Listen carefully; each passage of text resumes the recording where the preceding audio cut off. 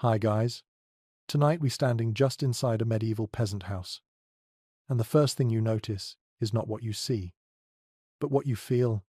Cold presses against your skin in a way that feels patient, almost intelligent. It does not rush. It seeps. It slides through the cracks in the door, creeps up from the packed earth beneath your feet, and settles into your clothes as if it has always belonged there. The air smells faintly of smoke and damp wood. Somewhere nearby, a fire crackles softly. But it does not banish the cold. It merely negotiates with it. You probably won't survive this. At least, not comfortably. Not by modern standards. There is no thermostat to reach for. No extra blanket waiting in a closet. No electricity humming invisibly behind the walls. Warmth here is something you actively maintain, moment by moment, like balance on a narrow beam. So, before you get comfortable, take a moment to like the video and subscribe, but only if you genuinely enjoy what I do here.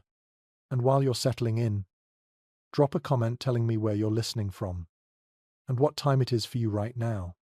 Now, dim the lights and let yourself step fully into this space, where warmth is rare, precious, and never taken for granted.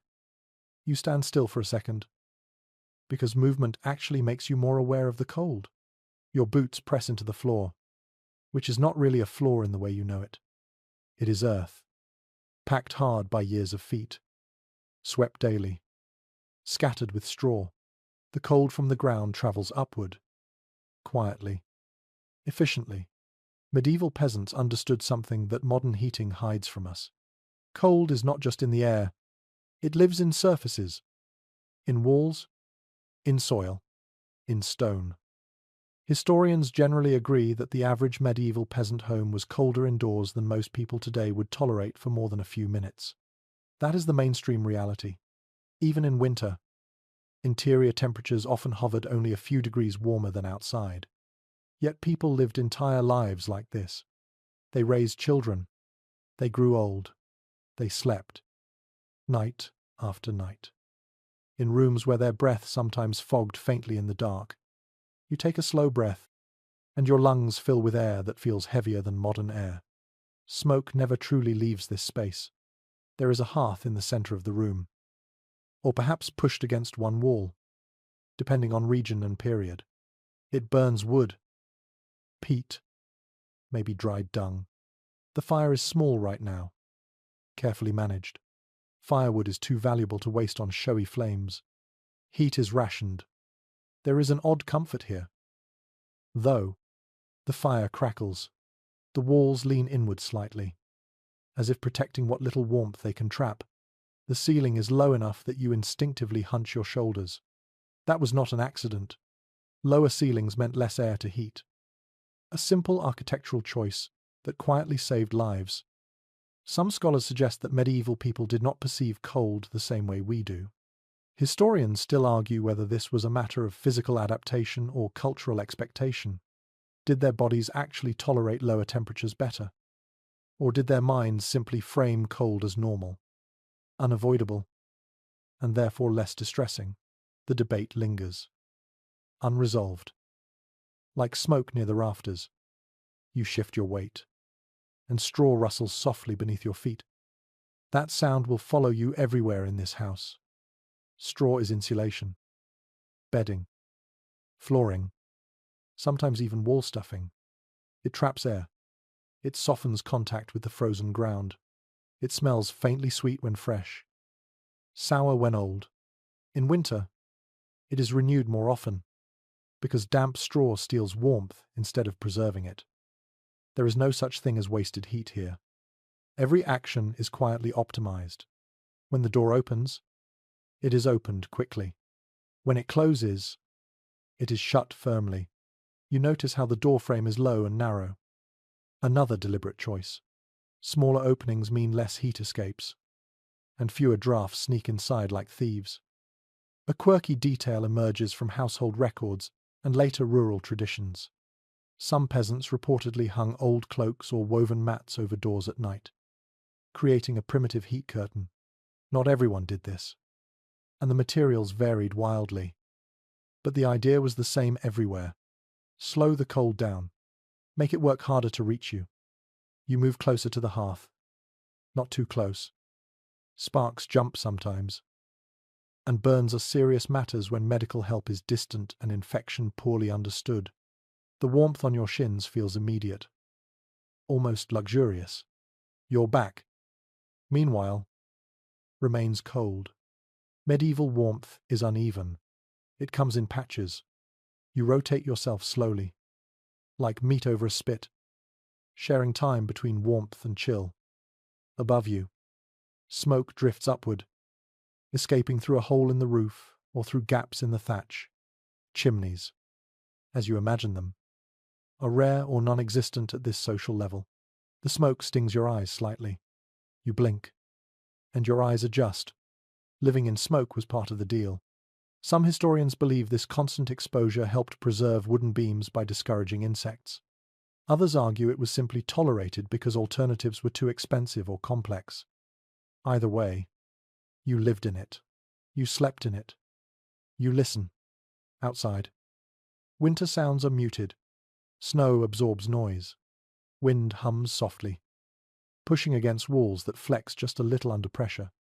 Inside, you hear breathing, the fire, the faint shifting of animals nearby, perhaps in an attached byre or separated only by a wooden partition. We will come back to them later. They matter more than you might think.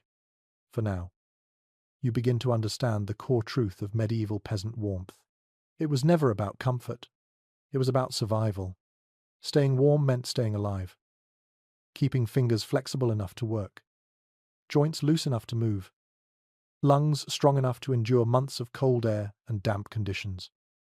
And here is the part that feels almost unsettling. This was not considered extreme. This was normal life. Winter was expected. Cold was planned for. The absence of heat, as you define it, was simply the baseline condition of existence. You rub your hands together instinctively, even though no one here would think to do it without purpose. Every movement costs energy. Every calorie matters. Food is heat, stored inside the body. We will talk about that fire soon. For now, you stand, absorbing the quiet resilience of this space. The walls do not complain. The fire does not roar. The cold does not scream. It waits. And you, slowly, begin to adjust.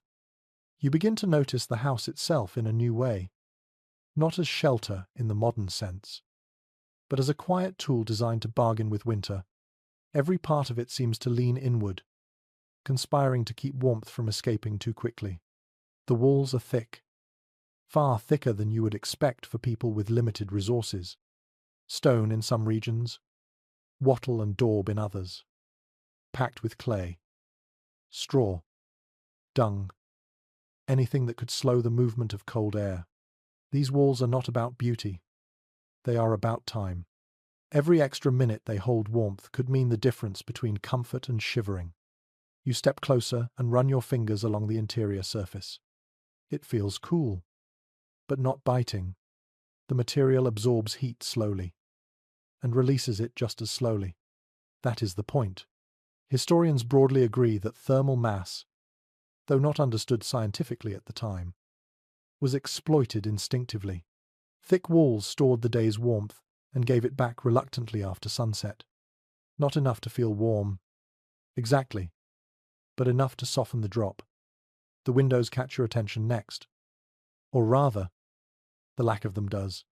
There might be one small opening, perhaps covered with oiled cloth, animal bladder, or thin horn if the household is fortunate. Glass exists in the Middle Ages. Yes, but it belongs to churches and the wealthy. For peasants, windows are liabilities. They leak heat. They invite drafts. So they are kept small, placed high, and sometimes shuttered completely through the coldest months. You probably feel a faint urge to open a window, to let fresh air in, to clear the smoke. No one here shares that instinct. Fresh air is expensive. Warm air is precious. The balance between breathing and freezing is negotiated daily. The ceiling presses down on you again, low enough that you feel enclosed, almost cocooned. This is not claustrophobia, it is strategy. Warm air rises. The lower the ceiling, the less room it has to escape.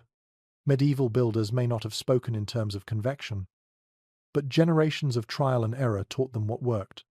Houses grew squat and compact, not because peasants lacked imagination, but because winter punished tall, airy mistakes. A curious fringe detail appears in some rural traditions. In particularly cold regions, families sometimes stored tools, barrels, or hanging bundles of herbs near the ceiling. Officially, it was for convenience. Unofficially, some historians suggest it helped disrupt airflow, slowing the movement of warm air upward. Historians still debate whether this was intentional thermal management or simply habit layered with later interpretation. Either way, the effect was real. You walk the perimeter of the room, counting steps. It is small. Intentionally so. Large rooms are harder to heat. Even with a fire, a compact footprint keeps bodies, animals, and heat closer together. Every extra step outward from the hearth costs warmth. The corners of the house feel different from the center, colder. Still, this is where damp sometimes creeps in, where frost can appear on the inside during the worst nights. You imagine sleeping near a wall like this and instinctively shudder. Medieval peasants knew better. Beds, such as they were, stayed away from exterior walls when possible. Even inches mattered. The roof above you tells another story. Thatch, straw, reeds, sometimes turf, thick layers piled high. Thatch is not just cheap roofing, it is insulation. Air trapped between layers slows heat loss, and snow resting on top only improves the effect. Adding another insulating blanket. Snow is not always the enemy. Sometimes it is protection. Rain, however, is a different matter. Dampness steals heat far faster than dry cold. That is why roofs are steep, shedding water quickly, and why constant maintenance is part of survival. A leaking roof in winter is not an inconvenience. It is a crisis. You hear a faint drip somewhere, rhythmic and slow. Someone will notice it soon. If they have not already, a bowl will be placed, straw will be shifted. These small acts of maintenance happen continuously, almost unconsciously. Warmth is preserved through attention. The door draws your eye again. Heavy wood, thick planks, reinforced with simple ironwork, if available. Doors are sealed with whatever materials are at hand. Moss stuffed into gaps, rags pressed into cracks, sometimes mud, dried and replaced as needed. A draft is felt immediately and addressed without discussion. Cold air is an intruder, and the house is always on guard. There is a quiet intelligence to this architecture, born not from books, but from memory. Every design choice is a response to a story. A winter that was too cold, a child who fell ill, a night when the fire went out too early. These experiences shape buildings as much as tools shape hands. You think about modern houses, thin walls filled with insulation manufactured far away, powered by systems that hum, invisibly, here. The house itself does the work. Slowly, imperfectly, persistently.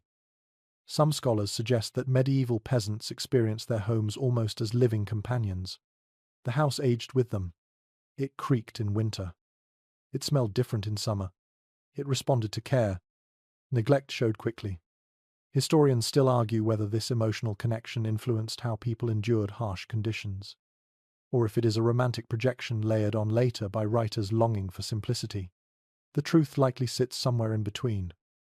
You pause near the hearth again and feel the gradient of warmth fade as you step back. The house does not eliminate cold. It delays it. It dulls its sharpest edges. It buys time. That time is everything. Because the fire will not burn all night. Because bodies will cool as sleep deepens. Because winter does not rest. You begin to sense how peasants stayed warm, not through any single solution, but through layers of small decisions, thick walls, low ceilings, tiny windows, careful sealing, constant vigilance. And this is only the shell. The real work of warmth happens inside these walls, in habits, routines, and shared knowledge passed down without writing. The house sets the stage. The people must perform. You shift your weight again, feeling the packed earth beneath your boots, and realize that even standing here, doing nothing, you are warmer than you would be outside. Not warm, but safer. That is the goal. The house sighs softly as the wind presses against it, and holds. The fire is smaller than you expect. Not weak. Exactly. Just restrained. It burns low. Steady. Almost cautious. As if it knows how long the night will be. You crouch near it and feel warmth bloom across your palms. Sharp at first, then soothing. This is not a fireplace built for spectacle. It is a tool. Measured and respected. In many peasant homes, the hearth is not pushed neatly against a wall. It occupies the center of life. Cooking happens here. Light comes from here. Warmth radiates outward in uneven circles. Strongest at the knees and shins, fading quickly above the waist. You learn instinctively where to stand, when to turn. How close is too close? Records from rural households make one thing fairly clear. Fire was rarely allowed to roar. Fuel was precious. Wood had to be gathered, split, dried, and carried. Peat had to be cut and stacked months in advance. Dung had to be shaped and dried. Each fuel type burned differently, smelled differently, and demanded different attention. Waste was unthinkable. You notice how the fire is built low and wide rather than tall. Flames lick sideways, hugging the coals. This design maximizes radiant heat while minimizing sparks. Someone long ago learned this lesson the hard way. Burned roofs, scorched clothing, and scarred hands taught caution better than any rule. The hearthstones are blackened smooth, polished by years of heat and touch. Pots hang from hooks above the flames, iron, heavy and slow to warm, but excellent at holding heat once it does. A pot removed from the fire continues to give warmth to the room, quietly, like a second, smaller hearth. There is a subtle habit here that often goes unnoticed. Ash is never fully cleared away. A thin bed of it remains, insulating the coals beneath. With careful management, embers can survive overnight, buried and protected. In the morning, a little breath, a bit of tinder, and the fire lives again. Starting a fire from nothing is difficult. Keeping one alive is easier. Some surviving household customs hint at just how seriously this was taken. In certain regions, letting the hearth fire die completely was considered deeply unlucky, not because of superstition alone, but because it signaled danger. Cold mornings without embers were harder, slower, riskier. The fear was practical before it was symbolic. You sit back on your heels and notice the smoke again. It curls upward lazily, filling the upper air before escaping through the roof opening. Your eyes sting faintly. Your throat feels dry. This is the price of warmth. There is no clean burn here. No sealed system. Smoke lives with you. It coats beams and rafters in a glossy black layer. Over time, this soot hardens, sealing small gaps, discouraging insects, and preserving wood. An unintended benefit, perhaps, but a real one. The house ages under smoke's protection, even as lungs pay the cost. No one complains. Or rather, complaining serves no purpose. This is simply how fire behaves indoors. You adapt. You learn to angle your head. You blink more often. Children grow up with it and think nothing of it. There is uncertainty about whether medieval people fully understood the health effects of constant smoke exposure. The evidence is scattered. Bones tell some stories. Written sources tell others. What seems clear is that short-term warmth consistently outweighed long-term risk. When winter presses hard, survival narrows your focus. You notice how people cluster near the fire without crowding it. Space is negotiated wordlessly. The youngest, the oldest, the weakest stay closest. Strength is shared, but so is heat. This is not sentimental. It is efficient. A lesser-known detail emerges from some seasonal accounts. During extreme cold, families sometimes shifted daily routines so that tasks requiring stillness happened nearest the hearth. Spinning, mending, tool repair. Movement was saved for daylight and warmth. Even time was reorganized around fire. You stretch your hands, flexing fingers stiffened by cold. The warmth fades quickly when you pull away. This teaches patience. You do not warm everything at once. You warm parts, in turns. At night, the fire shrinks further. Flames give way to glow. Light dims.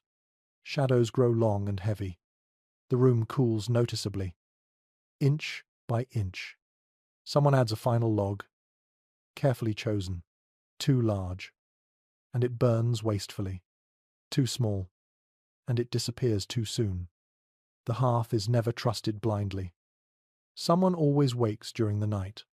A half-sleeping check, a shift of embers, a quiet adjustment. Fire is comfort, but it is also threat. Houses burn easily. Villages can vanish overnight. There is a reason many medieval fires are built directly on earth or stone, not wood, not raised platforms. Safety lives in simplicity. You feel a strange respect forming, not for fire itself, but for the relationship people maintain with it. It is not domination. It is cooperation. The fire gives warmth if you feed it properly. It punishes carelessness quickly. Some interpretations suggest that the hearth functioned almost as a social anchor. Stories were told near it. Disputes softened. Silence felt heavier without its sound. Whether this emotional role was conscious or simply a byproduct of proximity remains unclear. But the pattern repeats across regions and centuries. You listen to the crackle. Slow and rhythmic. It becomes a kind of breathing. The house inhales warmth. The night exhales cold. As the fire settles, you begin to realize something quietly important. Heat here is never stable. It fluctuates. It demands attention. Warmth is not a background condition. It is an activity. And when the fire dims, when the room cools and shadows thicken, other strategies will take over. Clothing, bedding, bodies. The hearth is only the beginning. The smoke never really goes away. Even now, as the fire settles into a quieter rhythm, you feel it lingering in the air. Thin but persistent. It threads itself through every breath.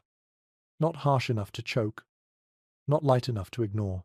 When you turn your head, the smell sharpens for a moment, then softens again. Wood, ash, something faintly sweet, something faintly sour.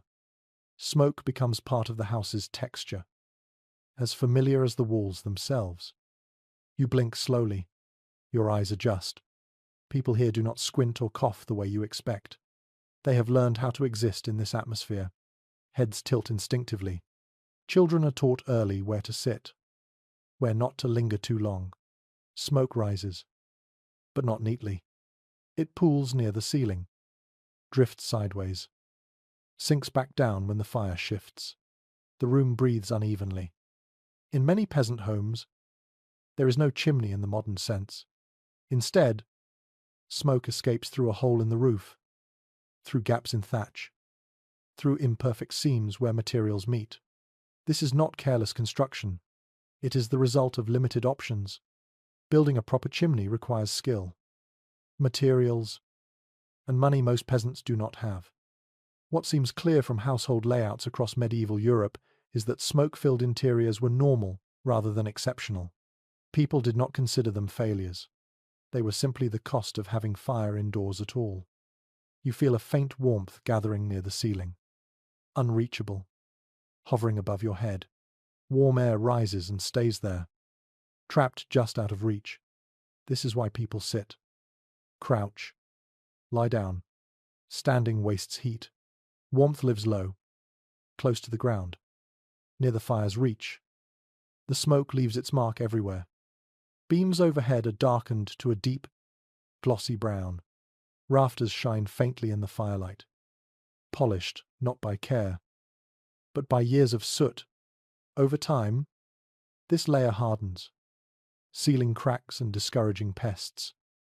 Woodworms, insects, even some molds retreat from smoke-heavy environments. There is a quiet irony here. The same smoke that irritates lungs also preserves the house. Some structures survive centuries longer because of it. No one intended this outcome, but it became part of the system all the same. You shift slightly and feel your throat dry. Someone nearby clears theirs softly. A cup of water or weak ale is passed around, not just for thirst, but to soothe smoke-scratched throats. Hydration is warmth-adjacent survival. Dry air chills faster. One overlooked practice appears in scattered rural traditions. During the coldest weeks, families sometimes reduced ventilation deliberately, even blocking roof gaps partially at night. The room grew smokier. Yes, but noticeably warmer. Whether this was a widespread habit or an emergency measure remains uncertain. But the logic is easy to understand. Less escape meant more retained heat. The balance was delicate. Too much smoke, and breathing became difficult. Too little, and cold crept back in aggressively. People learned to read smoke the way sailors read wind. The direction of its drift told you whether to adjust the fire. The door. The roof opening. You imagine lying down to sleep in this air. Smoke sinking lower as the fire fades. It sounds unbearable by modern standards. Yet generations did exactly that. Sleep came anyway. Bodies adapt when there is no alternative. There is disagreement about how much harm this constant smoke caused over a lifetime. Skeletal remains sometimes show signs of chronic respiratory stress. Written sources mention coughing fits and eye troubles, but there is no sense of alarm in these records. Illness was part of life. Winter itself was dangerous enough that smoke felt like a tolerable risk. You notice how the house smells layered. Not unpleasant, just complex. Smoke blends with wool, damp earth, old wood, stored grain. Each house develops its own scent signature, recognizable even in darkness. Visitors know where they are before they see it. At night, when the fire dims to embers, smoke behaves differently. Without strong heat to lift it, it settles lower, closer to where people sleep. You imagine curling under blankets, breathing shallowly, learning to rest in half-clean air. Children grow into this environment and accept it without question. Some families adjust sleeping positions to manage smoke exposure, heads turned away from the hearth, beds angled slightly. Small changes that make long nights easier. Nothing dramatic, just adaptation layered on adaptation. There is something strangely comforting about the smoke's constancy. Wind may howl outside, snow may bury paths and fields. Inside, the air remains thick but familiar. Predictability itself becomes a kind of warmth. You listen closely and hear the soft hiss of embers. The occasional pop as sap pockets release. Smoke responds instantly, twisting and curling, as if alive. The house watches it carefully, even when half asleep. In this world, cleanliness is not defined by freshness or clarity. It is defined by function. Smoke belongs because it allows fire to belong. Fire allows life to continue through winter. Some observers from later centuries describe medieval interiors as dark, dirty, suffocating. Those words miss the point. For the people who lived here, smoke was not a sign of failure. It was evidence of survival. You rub your eyes gently, then stop. Touching them too often makes the sting worse. This, too, is learned behavior. Children copy adults. Habits pass silently from one generation to the next. As the night deepens, smoke thins slightly. Drawn upward by the faint heat that remains, the room cools. Breath becomes more noticeable. The fire no longer dominates the space. Other sources of warmth must take over. The smoke lingers anyway. It always does. It settles into hair, into clothing, into memory. And when morning comes, when the embers are coaxed back into flame, the smoke will rise again, obedient and unavoidable. It never leaves. And because of that, neither does the warmth. You look down, finally paying attention to what supports everything else. The floor is not flat in the way you expect. It dips slightly where countless feet have passed. It feels firm, but not hard. And beneath your soles, there is a faint springiness that surprises you. Packed earth, layered with straw, rushes, maybe dried reeds. This is not decoration. It is insulation, quietly doing its work. Cold rises from the ground relentlessly. Stone and soil store winter the way thick walls store heat, but with far less generosity. Medieval peasants learned early that ignoring the floor was a mistake. Feet numb first, legs stiffen. Cold travels upward slowly but persistently. So the ground is softened, thickened, covered. Straw crunches softly as you shift your weight. It traps air. Air slows cold. The principle is simple, even if the explanation was never formalized. Fresh straw smells faintly sweet and grassy. Old straw turns sour, damp, heavy. In winter, households are careful to keep it dry. Wet straw becomes an enemy. Moisture steals heat faster than bare earth ever could. What emerges clearly from household accounts and seasonal routines is that floor coverings were renewed far more often in winter than in summer. Straw was not just swept and forgotten. It was managed, replaced, redistributed. This took time and effort. But the reward was immediate. Warmer feet meant longer endurance. You notice that the thickest layers sit closest to where people rest and sleep, near the hearth, beneath benches, around beds. Paths where people walk frequently are thinner, pressed down by movement. Warmth is prioritized where bodies stay still. There is a small detail that rarely makes it into grand historical narratives. In some regions, peasants scattered aromatic herbs among the straw, not primarily for scent, though that helped. Some plants discouraged insects. Others absorbed moisture more effectively. The choice varied by location and availability. But the intention was practical. Comfort mattered, even in small ways. You crouch and run your fingers through the straw. It is coarse, uneven, sometimes sharp, not luxurious, but between straw and bare ground, there is no contest. Even a thin layer changes everything. Sleeping directly on earth is punishing. Cold pulls heat from the body steadily through contact. Straw interrupts that exchange. It creates pockets of trapped air, slowing the loss, combined with blankets above. It forms a basic thermal sandwich. Crude, but effective. There is uncertainty about how thick these layers typically were. Some interpretations suggest only a sparse scattering. Others point to deep, mattress-like piles renewed seasonally. The truth likely varied household by household, depending on access to fields, labor, and animals. What is consistent is the awareness that the floor mattered. You straighten and notice the way straw dulls sound. Footsteps are softened. Objects dropped make dull thuds rather than sharp cracks. The house becomes quieter.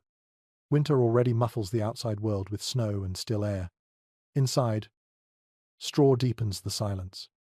Quiet itself feels warm. You imagine nights here, fire dimmed, smoke settled, bodies wrapped in wool, straw beneath, blankets above, heat trapped between layers, not abundant, but sufficient, enough to sleep, enough to wake again. There is a common modern assumption that medieval floors were filthy, neglected, chaotic. The reality is more nuanced. Dirt was present. Yes, but so was routine maintenance. Straw was swept, turned, removed when foul. Cleanliness was defined differently. But it was not absent. Some households used rushes instead of straw, especially in wetter regions. Rushes were tougher, more water-resistant. They lasted longer under damp conditions. The choice of floor covering reflects local ecology as much as culture. People used what grew nearby. You feel a faint warmth rising from the floor now. Not because it generates heat, but because it refuses to surrender it quickly. The difference between standing on bare stone and standing on straw is subtle at first, dramatic over hours. This awareness shapes behavior. Shoes stay on indoors. Thick socks, sometimes layered, protect feet from contact cold. People sit on low stools or benches rather than directly on the ground. Every decision minimizes exposure. There is a practical reason floors remain uneven. Perfectly smooth surfaces require effort and materials. More importantly, slight irregularities trap straw better. They prevent it from shifting too easily. Imperfection becomes an advantage. In extreme cold, some families increase floor layers temporarily. Extra straw, old cloth, even spare cloaks spread beneath sleeping areas. These are not everyday practices, but emergency responses to particularly brutal weather. Adaptation happens quickly when survival demands it.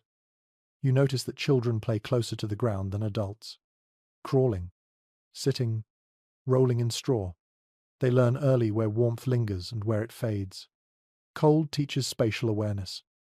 The smell of straw blends with smoke and wool, creating the familiar scent of winter interiors.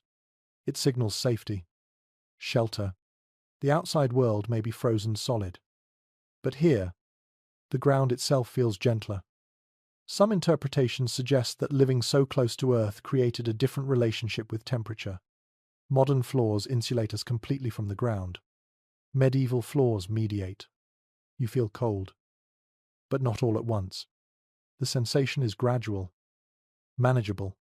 You adjust before discomfort becomes pain. You shift again, listening to the quiet rustle beneath your feet. Straw moves, settles, conforms. It is never fixed. Like warmth itself, it requires attention. When straw becomes too compacted, it loses effectiveness.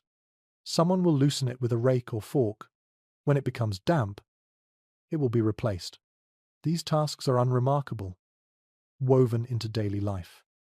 You begin to understand that staying warm here is not about heroic measures.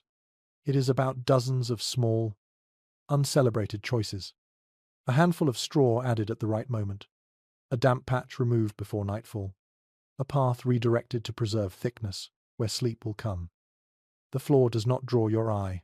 It does not announce its importance, but without it, the cold would rise unchecked, stealing heat while you rest, while you dream, while the fire sleeps. You stand quietly for a moment longer, feeling the earth held at bay beneath you, and realize that warmth in this world begins from the ground up. You become aware of the weight on your body long before you think of it as clothing. It presses gently against your shoulders, your arms, your legs. Not tight, not restrictive, just present. Layer after layer, resting there, doing quiet work. Medieval warmth begins on the skin and builds outward, not with a single heavy garment, but with accumulation. You tug at a sleeve and feel coarse fabric slide over another layer beneath it. Linen closest to the body. Wool above? Sometimes more wool on top of that. Each layer traps air. Each pause between fibers slows the escape of heat. The idea is simple, learned through generations of cold mornings and long nights. Most everyday medieval clothing was not tailored for fashion. It was cut for coverage. Long tunics, sleeves that reached the wrist, cloaks that wrapped and overlapped. Openings were minimized. Gaps invited cold. Surviving descriptions of peasant wardrobes show remarkable consistency across regions. Linen shirts or shifts formed the base layer, absorbing sweat and protecting outer garments from frequent washing. Wool followed, thick and resilient. Wool mattered more than any other fabric. It kept insulating even when damp, something plant fibers could not manage. There is little doubt that wool was the backbone of medieval warmth. Sheep quietly shaped survival more than kings or battles ever did. Fleece turned into yarn, yarn into cloth, cloth into shelter worn on the body. Without it, winter would have been far harsher. You rub your forearm and feel the roughness. Wool itches at first. People complain. Even then. But discomfort fades. Cold is worse. Over time, skin toughens. Expectations shift. What once felt irritating becomes reassuring. There is a small, often overlooked habit connected to clothing maintenance. Garments are rarely washed in winter unless absolutely necessary. Washing strips oils from wool and requires long drying times, which is dangerous when temperatures stay low. Clothes are aired instead. Brushed, shaken, smoked lightly near the hearth. Clean enough is enough. You notice that clothing is not removed indoors. There is no concept of taking off your coat because there is no sudden change in temperature between inside and outside. The house may be slightly warmer, but not by much. Clothing stays on. Layers remain intact. At night, some garments are loosened, but not fully removed. A tunic stays. Leg coverings stay. Removing too much exposes skin to cold air that lingers after the fire fades. Warmth must be conserved through sleep, not sacrificed for comfort. One lesser-known detail appears in wills and household inventories. Extra garments are listed not as luxury, but as necessity. An additional cloak might be shared among family members during severe cold, rotated between those most at risk. Clothing becomes communal insulation. You adjust a cloak around your shoulders and feel how it drapes, how it overlaps at the chest. Cloaks are deceptively effective. They block drafts. They can be doubled, folded, pulled over the head. Hoods are especially valuable, protecting ears and neck where heat escapes quickly. There is disagreement about how much layering was typical during active work. Some interpretations suggest peasants worked lightly clothed to avoid sweat. Others argue that layers stayed on regardless, because removing them wasted heat and time. The truth likely depended on task, weather, and individual tolerance. What is certain is that sweat is dangerous. Moisture against the skin chills rapidly once movement stops.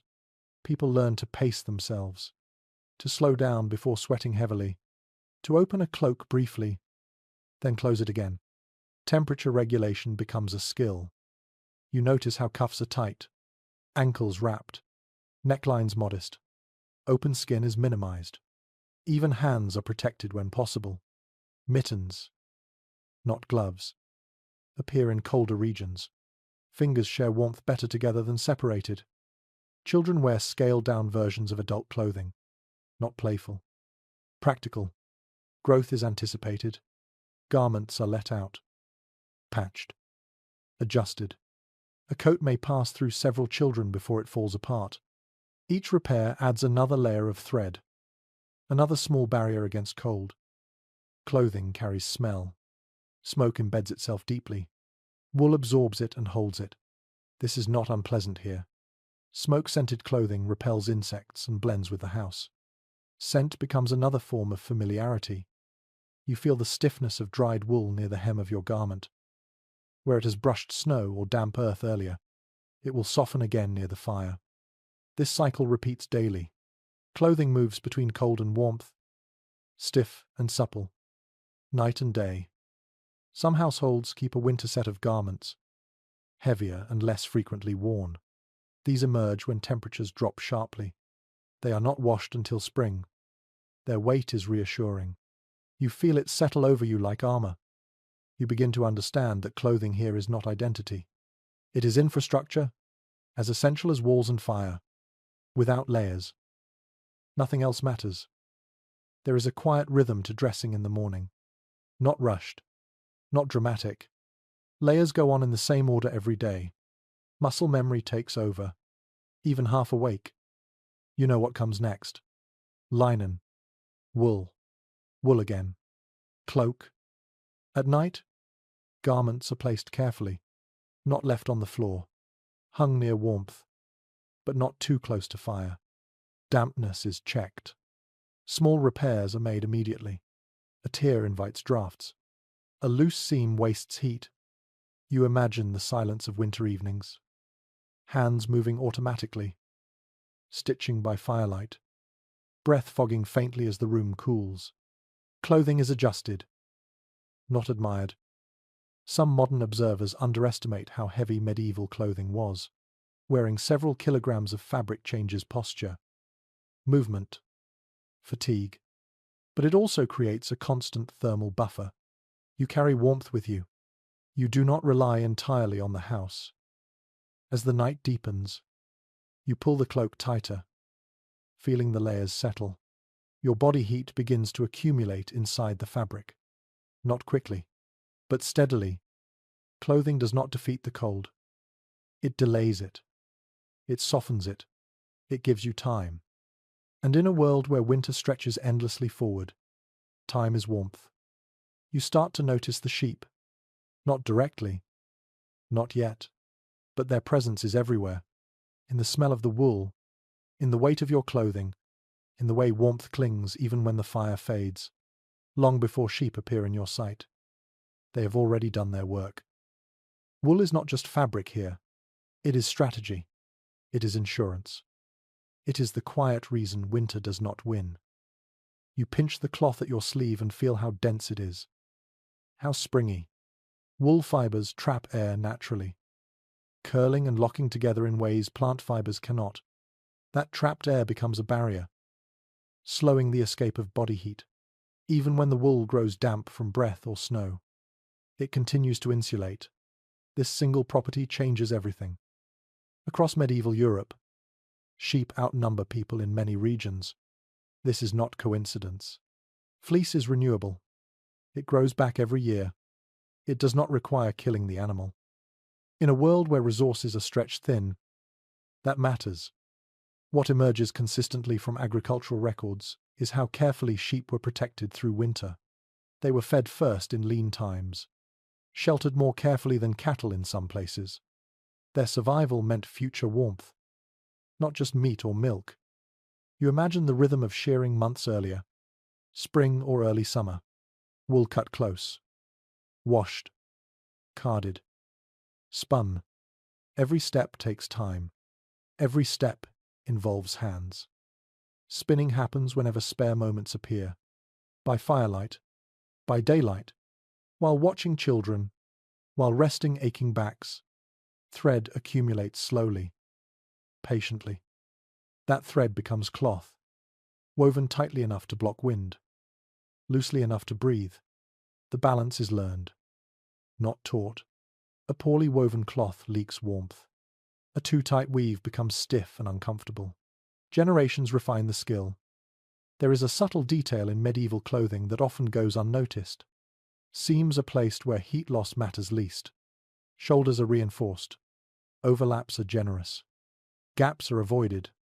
Even without modern theory, people understand where cold bites hardest. Wool blankets matter just as much as garments. Thicker than clothing. Heavier. Scratchier. They smell strongly of sheep, smoke, and use. These blankets are rarely washed. Washing strips natural oils that help repel moisture.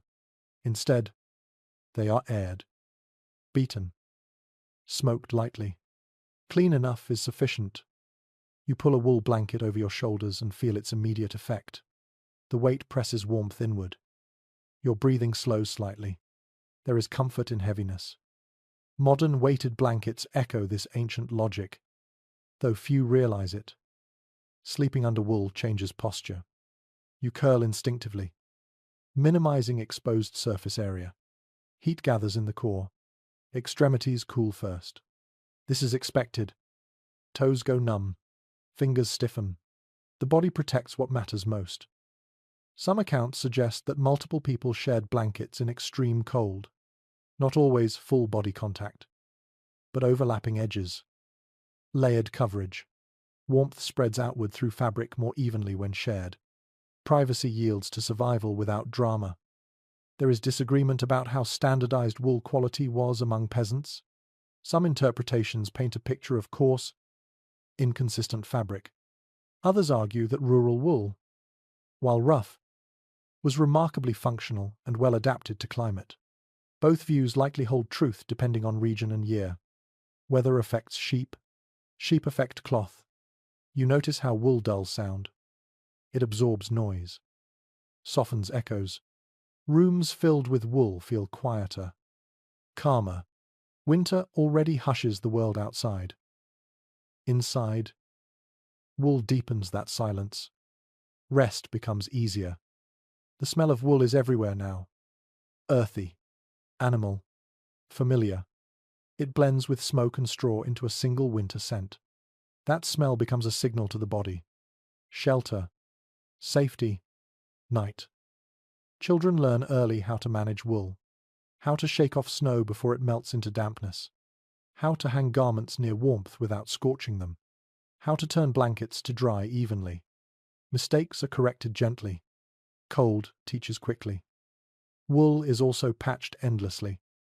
Holes are inevitable. Wear concentrates at elbows, knees, heels.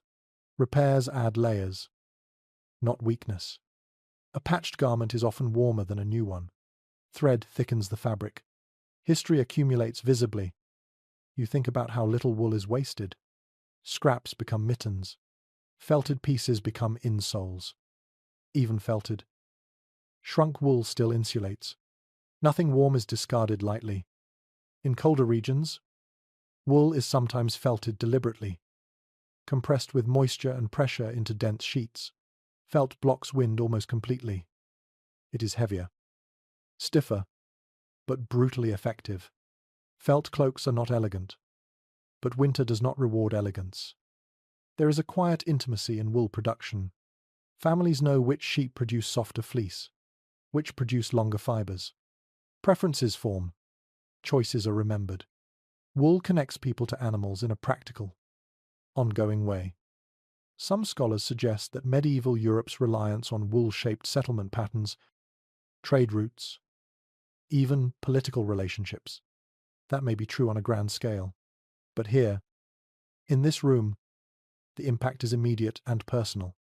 Without wool, the night would feel much longer. You settle deeper into blankets and feel heat accumulate slowly. Steadily, the fire dims. Smoke thins. Cold presses inward from walls and floor.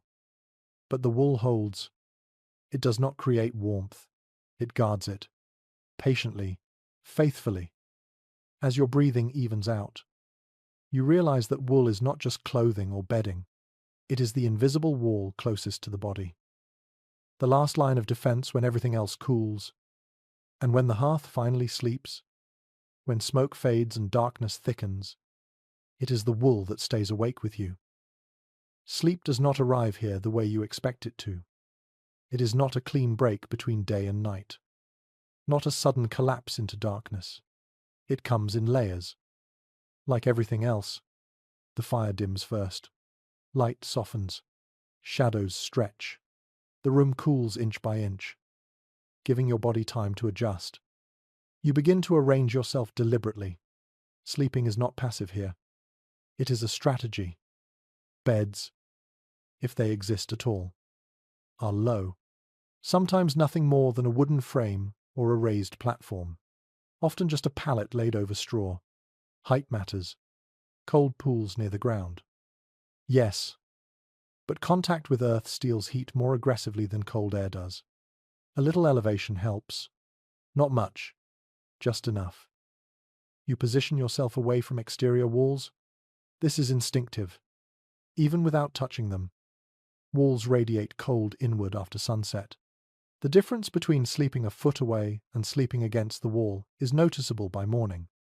Blankets come next. Wool, layered thickly. Heaviest on top, lighter beneath. Weight presses warmth downward. Gaps are tucked carefully. Feet are covered twice. Heat escapes fastest there. You notice how people sleep closer together in winter. Not always touching, but close enough that shared warmth fills the space between bodies. A child sleeps between adults. Elderly family members are positioned nearest the center of the group.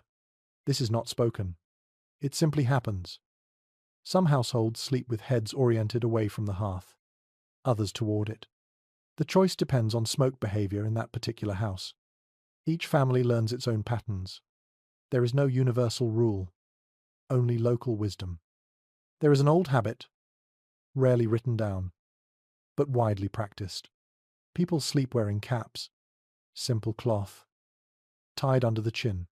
Heat escapes rapidly from the head. Covering it makes a measurable difference. Modern studies would later confirm what medieval peasants already knew through experience. You pull a cap low and feel immediate relief. Your ears warm. Your scalp stops tingling. Sleep deepens faster. The fire is reduced to embers now. A faint red glow pulses softly.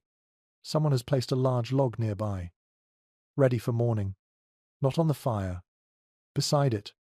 Too close, and it dries unevenly. Too far, and it stays cold. During the night, someone wakes. Not fully. A practiced half-wake. They stir the embers slightly. Just enough to keep them alive. Then they settle back down. No conversation. No light. The movement is almost silent. There is uncertainty about how frequently this happened across households. Some evidence suggests fires were allowed to die completely in milder regions. Other accounts imply constant tending in harsher climates. What is clear is that embers were valued. Mourning without them meant cold hands. Stiff fingers. Slower days. You listen to the sounds of sleep around you. Breathing. A quiet cough. Straw shifting. Outside. Wind brushes the roof. Snow slides softly from thatch. Inside. Everything feels suspended. Held together by warmth barely above loss. Dreams come differently in cold. Shorter. Fragmented.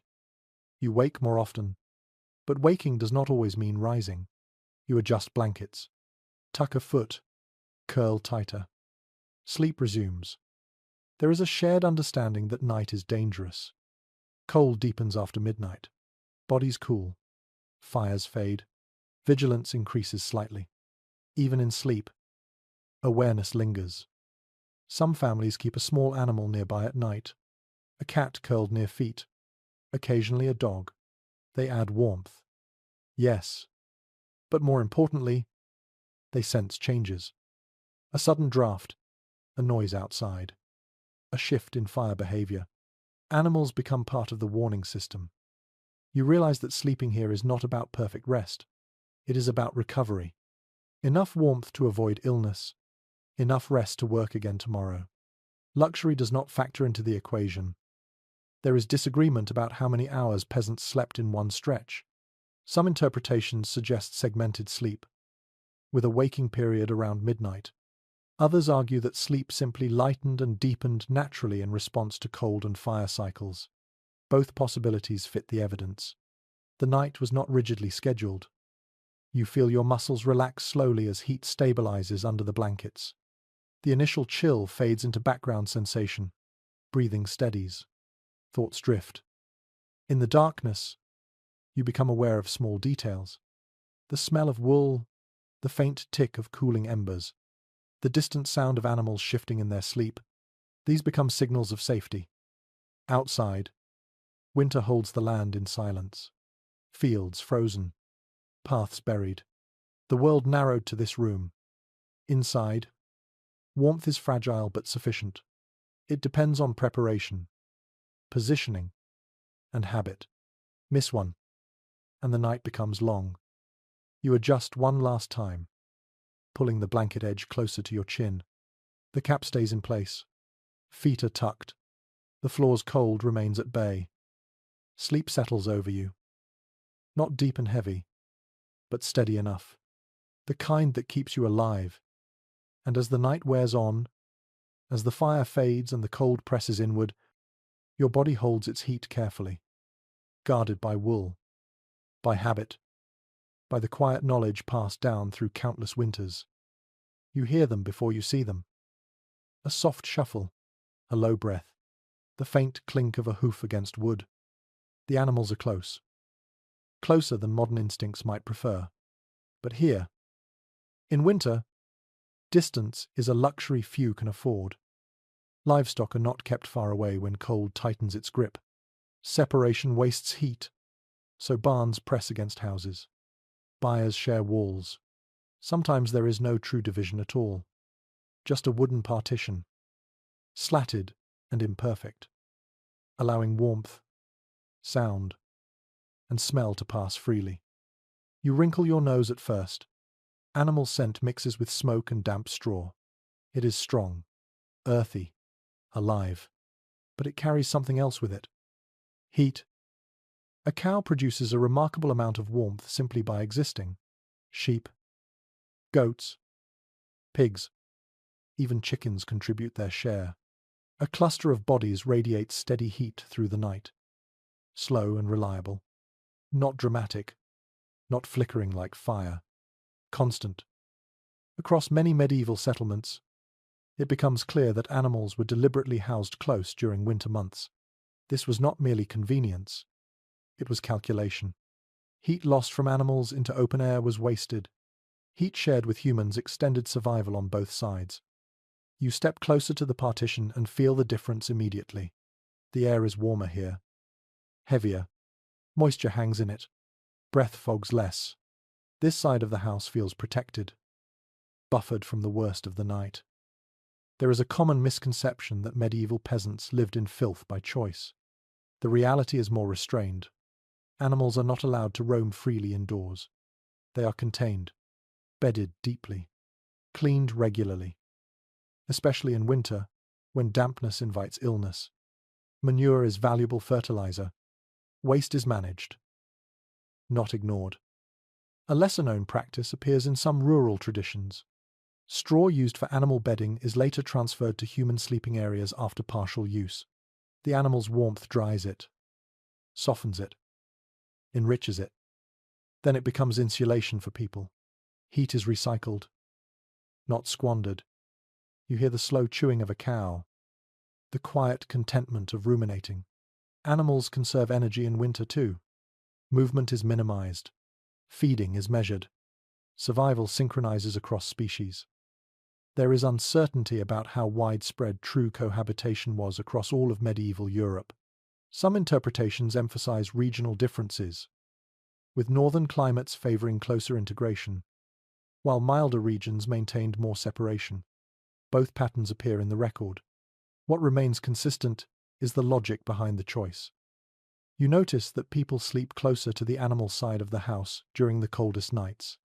Beds shift slightly. Pallets move.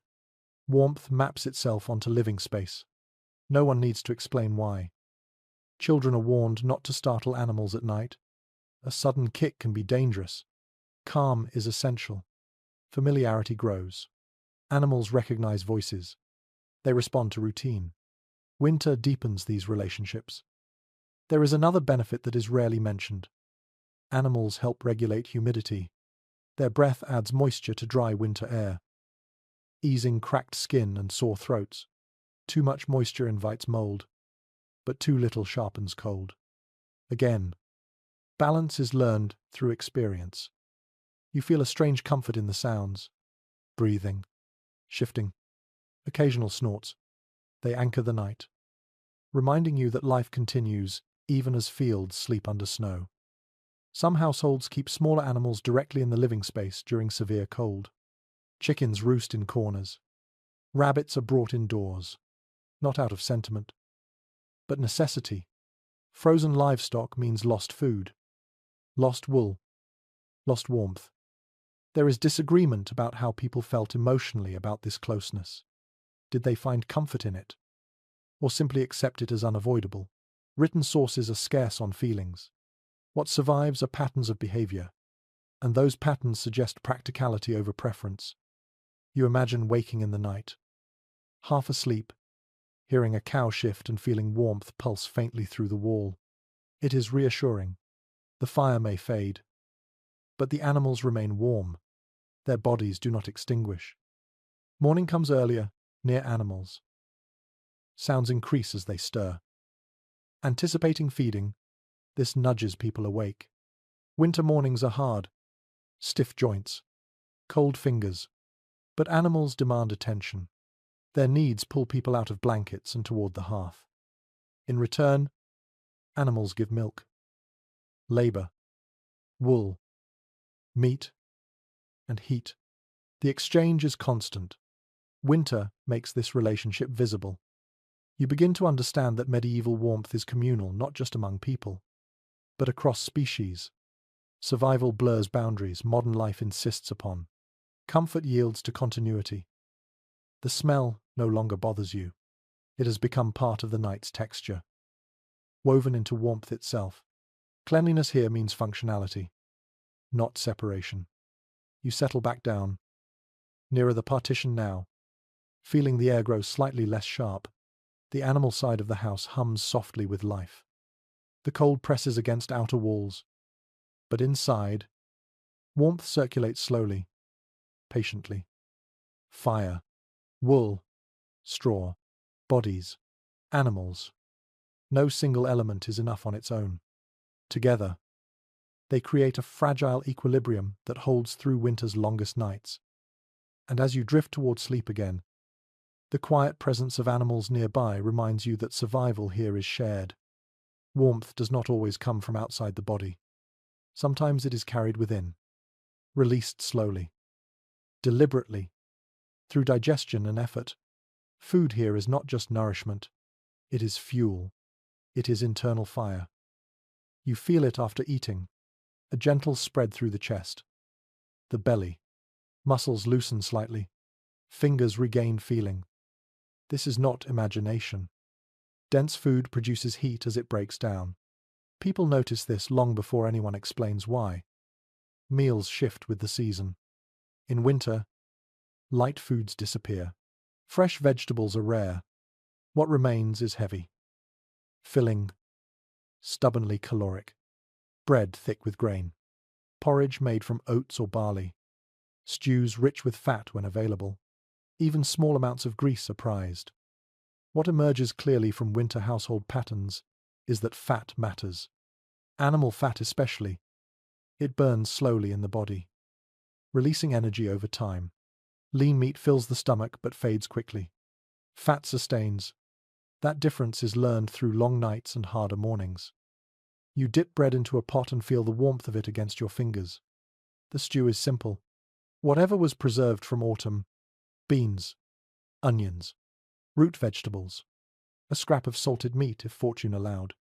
It smells rich, earthy, comforting.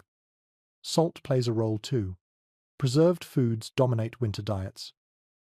Salted meat, salted fish in coastal or river regions. Salt sharpens flavor.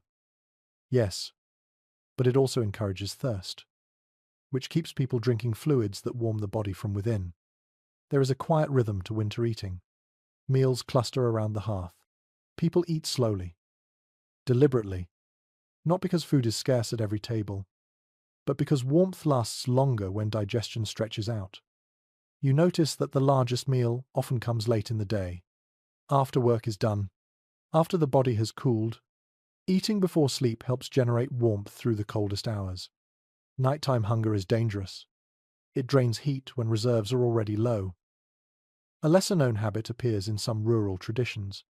Before bed, people sometimes drink a warm liquid, thin ale, broth, even hot water when nothing else is available. The liquid itself warms the core, if only briefly, enough to help sleep begin. There is uncertainty about how consistently this practice appeared across regions. Some evidence points to routine use. Other accounts suggest it was reserved for illness or extreme cold. Either way, warmth taken internally mattered. Alcohol plays a complicated role. Small amounts of ale or wine create a sensation of warmth. Blood vessels expand, skin flushes, but too much accelerates heat loss. People learn moderation through experience. Winter punishes excess quickly. You feel the heaviness of food settle into your body, grounding you. Hunger sharpens cold. Fullness dulls it. The connection is immediate and obvious. Children are fed carefully in winter. Extra portions when possible. Growing bodies lose heat quickly. Elderly family members too. Thinness is vulnerability. Families adjust distribution without discussion. Survival dictates fairness differently. Food storage becomes critical long before winter arrives. Grain dried and protected from moisture. Meat salted or smoked. Vegetables buried in pits. These efforts are not about convenience. They are about keeping the body's fire burning months later. There is debate about how nutritionally balanced medieval winter diets truly were. Some interpretations emphasize monotony and deficiency. Others highlight surprising resilience and adequacy given constraints. The truth likely varies widely. A good harvest makes a warm winter. A poor one makes everything harder. You notice that winter work is paced around meals. Effort spikes after eating. Lulls follow. Bodies respond predictably. Labor is scheduled when energy is highest. Idleness is avoided not out of morality, but because movement generates heat. You stand and feel warmth bloom in your muscles as you move. Stillness cools you quickly. Activity warms you, but only briefly. Sweat is dangerous. The balance is delicate. There is a subtle understanding that food and movement must work together. Eat too lightly, and work chills you. Eat too heavily, and work exhausts you. Winter sharpens judgment. You scrape the bowl clean, not out of greed, but respect. Food wasted is warmth wasted. Even crumbs matter. As the meal ends, someone stirs the fire. Pots are set aside to cool slowly, releasing warmth into the room. Nothing is rushed. Heat is allowed to linger. You feel a sense of quiet satisfaction settle in. The cold has not vanished, but it has retreated slightly, enough to make the night manageable. Some observers from later centuries describe medieval food as bland and joyless. Sitting here, warmed from the inside, that judgment feels shallow. Flavor is not the point. Endurance is. You stretch and prepare for sleep again, aware that the warmth in your belly will carry you through the early hours of night. By morning, it will be gone. Another meal will be needed. Another fire fed. Winter is survived one cycle at a time. Eat, work, rest, repeat. Food does not replace hearth or wool, but without it, neither would be enough. And as you settle back into blankets, feeling the last glow of warmth inside you, you understand that staying warm in this world is as much about what you eat as where you stand. You feel it almost immediately when you stop moving. Warmth drains from your limbs, slipping away quietly. Without drama, fingers stiffen, shoulders tighten. The body cools faster than you expect. Medieval peasants learned this lesson early. Heat is not something you keep by resting. It is something you generate. Movement becomes a form of warmth management. Not frantic, not exhausting, steady. Deliberate motion that keeps blood flowing without breaking into sweat. That balance matters more in winter than strength ever could. You stand and stretch slowly, joints creaking in protest. Cold stiffens cartilage. Warmth loosens it. People here know their limits intimately. Push too hard and sweat forms. Sweat chills. Chill leads to sickness. So work is paced, not rushed. Daily tasks are chosen carefully in winter. Heavy labor happens during daylight when the body is already warmer and the sun offers a little help.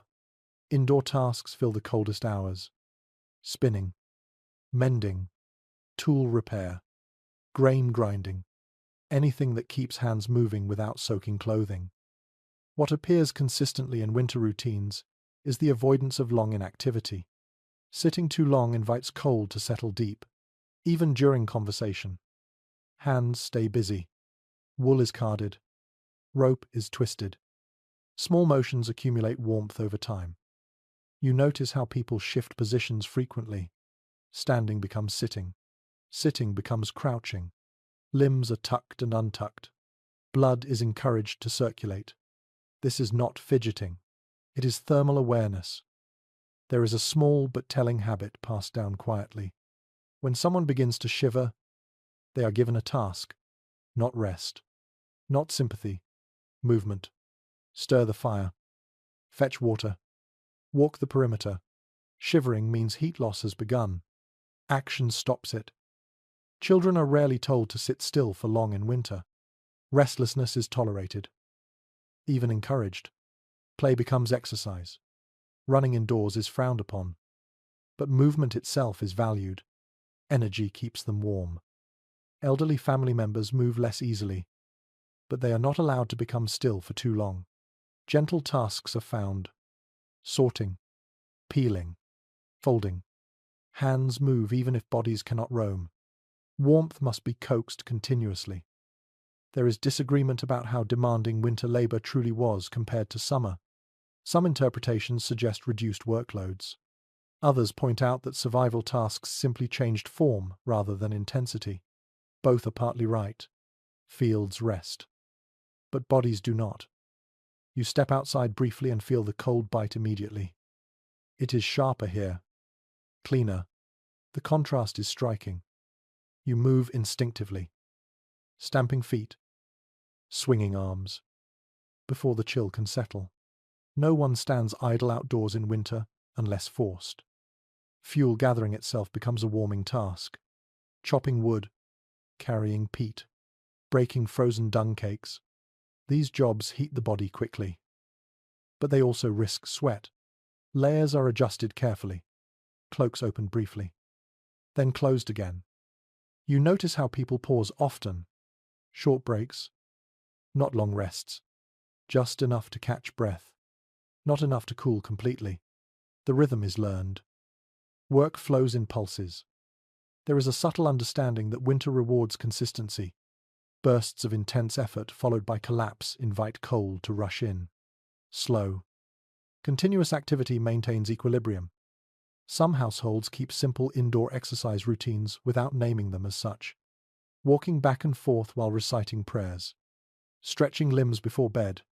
Even rocking motions while seated.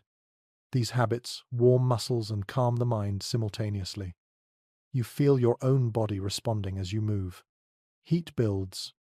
Breath deepens. The cold retreats slightly. Pushed back by circulation rather than fire. Clothing shifts with movement. Layers slide. Wool breathes. The system works best when everything cooperates. Fire. Food.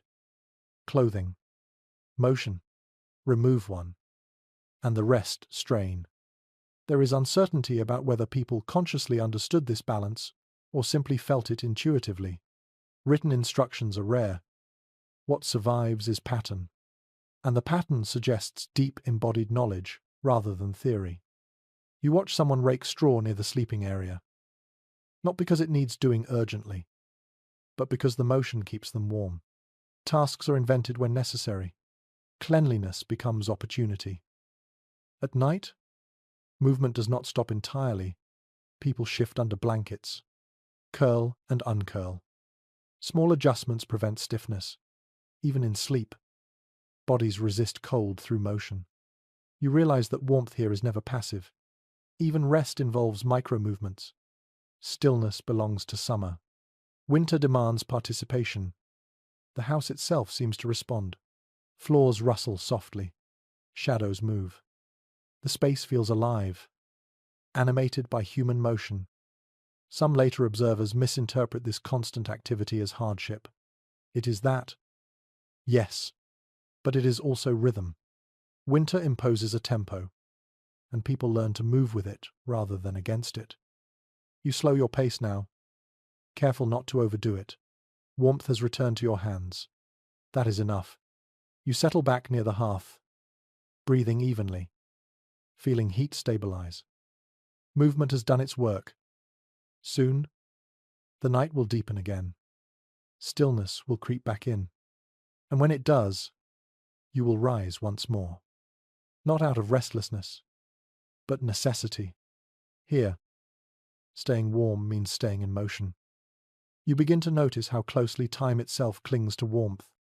Winter days are short, and no one wastes what little daylight remains. The sun is not just light, it is heat, however weak, and every task bends toward it instinctively. People rise later in winter, not from laziness, but from calculation. Darkness is cold. Morning light offers a small advantage, and they wait for it. You step outside as dawn breaks and feel the difference immediately. The cold is still there, sharp and dry, but it has softened slightly. The sun sits low, pale and distant. Yet its presence matters. Work begins now, not before. Tasks that demand strength and stillness are saved for daylight. Ploughing stops in winter, but woodcutting does not. Repairs do not. Carrying water, hauling fuel, fixing fences damaged by frost. These jobs happen when the sun can take the edge off the cold. Indoor work clusters around the darkest hours. Before sunrise, after sunset, spinning, mending, carving, sorting grain. Hands stay busy while bodies stay close to the hearth. This division is not written down. It is learned by watching elders and copied without question. What appears again and again in winter routines is the careful stacking of tasks to conserve warmth. One activity flows into the next, without long gaps. Idle moments invite chill, so people move smoothly from one task to another, even if the tasks themselves are small. You notice how meals align with light. Eating near midday warms the body when work continues afterward.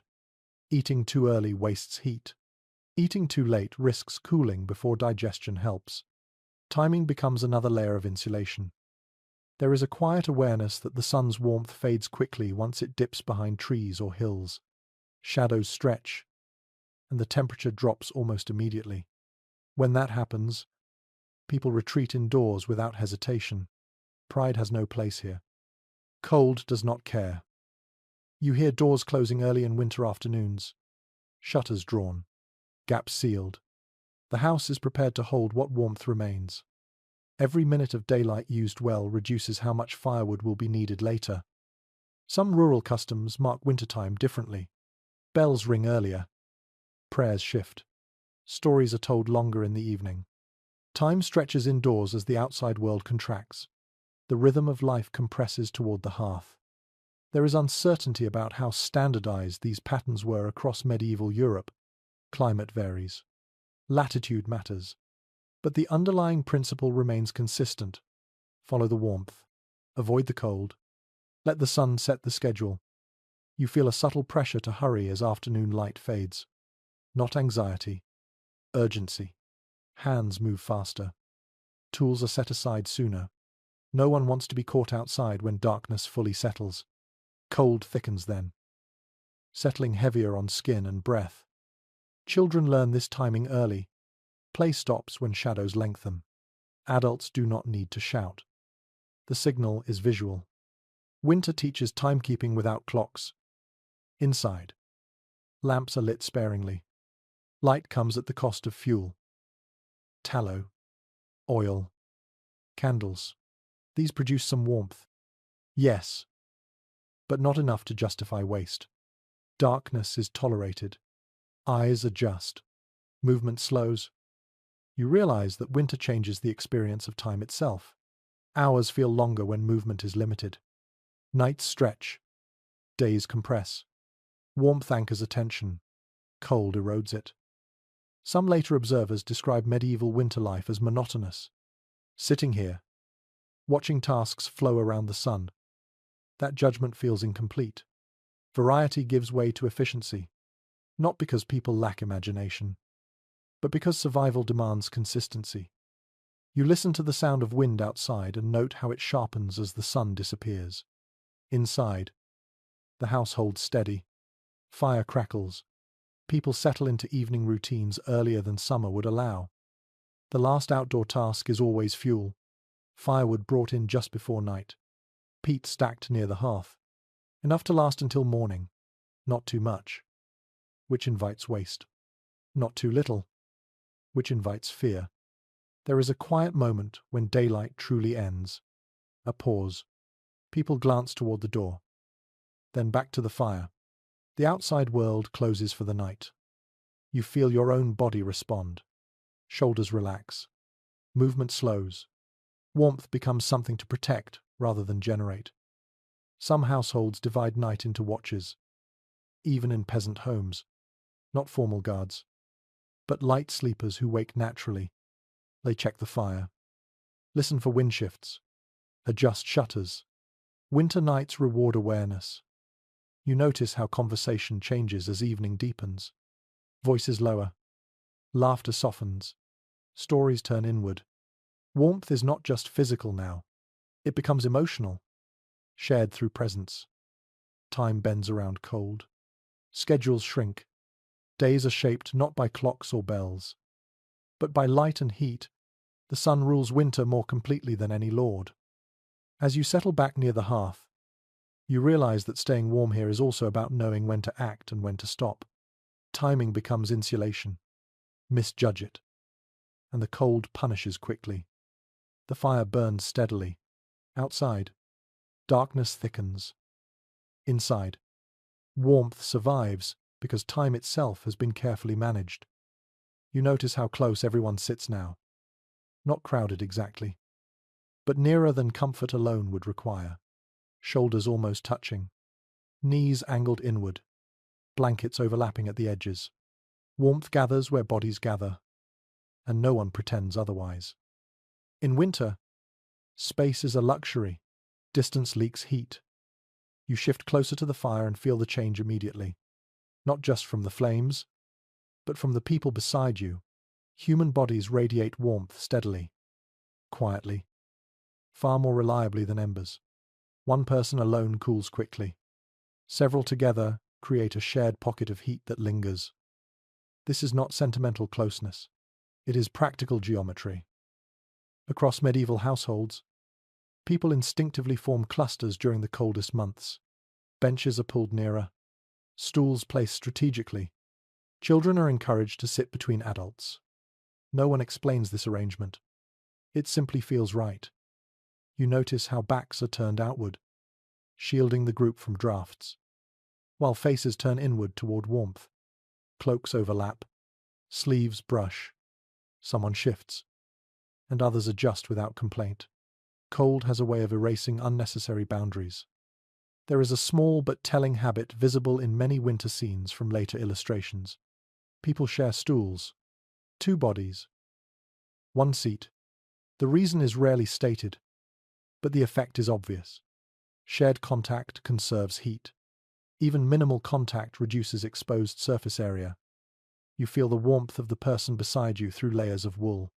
It is subtle, but constant, enough to ease the chill that creeps in when the fire fades. Bodies become mobile hearths, each contributing a little to the whole. There is uncertainty about how consciously people understood this effect. No one spoke of radiant heat or thermal exchange, but they felt it. They noticed that sitting alone was colder. That closeness helped. Experience taught faster than theory ever could. Communal warmth reshapes behavior. Meals are eaten together, not just for companionship, but efficiency. Cooking once, heating one space, eating near the hearth while food is hot. Everything clusters inward. You listen to the sound of breathing around you. It blends into a soft rhythm. Exhaled air warms the immediate space. Moisture increases slightly. Dry winter air softens. Throats hurt less. Skin cracks less. Some families use shared blankets during the harshest nights, not always fully covering everyone, but layered across laps and shoulders. One heavy blanket warms multiple bodies better than several thin ones spread apart. Privacy becomes flexible. Winter demands compromise. Personal space expands again in summer. When warmth is abundant, seasonal intimacy has its own rhythm. Children drift between adults, settling where warmth feels strongest.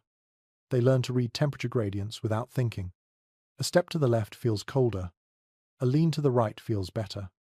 Bodies map warmth instinctively. You notice that conversation slows when people huddle together. Voices drop. Movement decreases. Energy is conserved. The cluster becomes still, efficient, calm. There is a gentle social effect too. Disputes cool when bodies warm. Shared discomfort dissolves small conflicts. Winter enforces cooperation without ceremony. Some interpretations suggest that this physical closeness reinforced community bonds over time. Perhaps it simply kept people alive long enough for bonds to matter. Cause and effect blur in survival. You feel the fire dim slightly, and no one rushes to feed it. The group compensates naturally. Someone shifts closer. Another pulls a cloak tighter. Heat redistribution happens quietly. At night, this closeness intensifies. Sleeping arrangements tighten. Children sleep between parents or siblings. Elderly family members are placed where warmth concentrates. No one sleeps alone unless space demands it. There is a faint discomfort at first. Shared breathing, shared smells, shared movement. But that discomfort fades faster than cold ever does. Warmth persuades acceptance. You notice that even animals sometimes join these clusters. A dog curls at feet. A cat settles near knees. Their warmth adds to the system. They are not pushed away. In this environment, warmth is collective property. No one hoards it successfully. A single warm body in a cold room still freezes. Only together does heat linger. You sit still now, letting the shared warmth settle into you. Your shoulders relax. Your jaw loosens. The cold retreats to the edges of awareness. The outside world feels distant. The wind presses against walls. But inside, the cluster holds. There is something deeply human about this arrangement. Stripped of excess, people return to simple truths. Bodies warm bodies. Proximity protects. Isolation costs. As the evening deepens, the group remains intact. Movement is minimal. Heat is preserved. And in the quiet, surrounded by breathing and soft wool, you understand that staying warm in the Middle Ages was never a solitary task. It was something done together. You begin to notice the house changing its habits. Not rebuilt, not transformed, just subtly adjusted. As winter deepens, what felt open in summer now feels sealed. What once invited breeze now resists it. The house does not fight the season. It adapts. You watch as shutters are secured more tightly than before. Gaps that were tolerated in warmer months are stuffed with cloth, moss, or straw. These materials are not permanent solutions. They are seasonal answers, applied when needed, removed when no longer useful. Doors gain weight in winter, extra layers hang over them. Old cloaks, woven mats, even sacks. They move slightly when opened, brushing your shoulders, then fall back into place. Blocking drafts. The house learns to close itself. Windows, already small, become smaller still. Sometimes they are covered entirely at night. Light is sacrificed for warmth. No one argues. You learn quickly that seeing a little less is preferable to freezing more. You notice furniture shift position. Benches pulled closer to the hearth. Tables angled to block airflow. Even storage items are rearranged. Barrels and chests become windbreaks. Objects take on new roles when cold arrives. There is a quiet logic to it all. Nothing dramatic, just small reconfigurations that add up. The house becomes more compact, more inward-facing, as if curling into itself against the cold. Some households hang cloth along interior walls during the coldest months.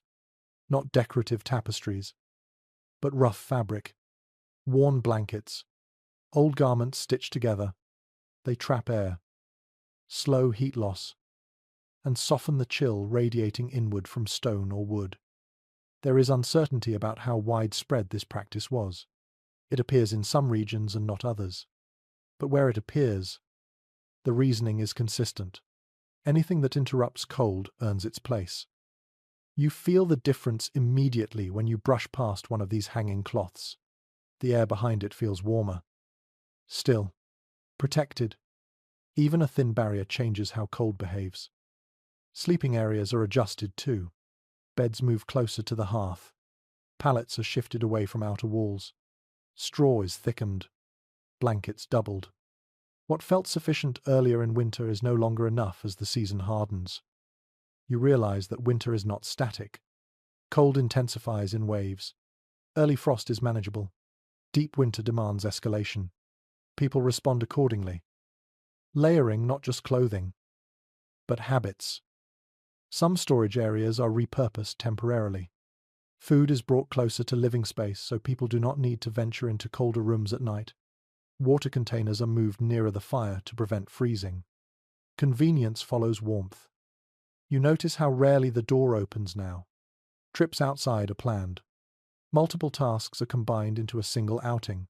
Every opening invites cold to rush in aggressively, undoing hours of careful heat management. Children are reminded to close doors firmly, not scolded harshly, just corrected. Cold teaches accountability quickly. There is a subtle change in sound as the house tightens. Fewer drafts whistle. Less wind seeps through. The interior grows quieter. Sound insulation follows thermal insulation naturally.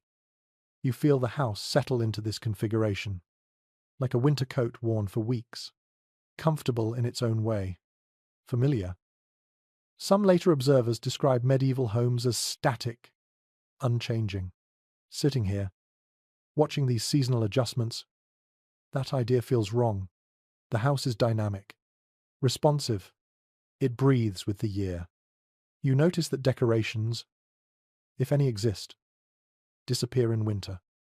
Space is prioritized for function. Objects that do not contribute to warmth are stored away. Austerity increases, not from joylessness, but from focus. There is debate about whether these adjustments were consciously planned or simply repeated tradition. Probably both. People remember what worked last winter. They repeat it. Habits accumulate. You step near the door and feel the draft reduced by layers hung there. The cold no longer slices through instantly. It pushes instead. Slowed and blunted. At night, these adjustments matter most. Fire dims. Bodies rest. The house must hold warmth without constant intervention. These small changes make the difference between restless sleep and tolerable rest. You imagine spring coming. Layers peeled away. Shutters opened. Cloth removed. The house will loosen again. For now, it remains tight. The house does not resent these changes. It expects them. As you settle back into the warmed interior, you understand that staying warm here is not about one clever solution. It is about flexibility, about noticing when the old way is no longer enough, and adjusting before cold overwhelms. Winter rewards those who respond early. And in this house, every wall, every hanging cloth, every shifted bench quietly participates in the work of survival. You begin to sense how much of winter survival lives in memory. Not written memory, not books or records, but carried knowledge, passed quietly from one season to the next.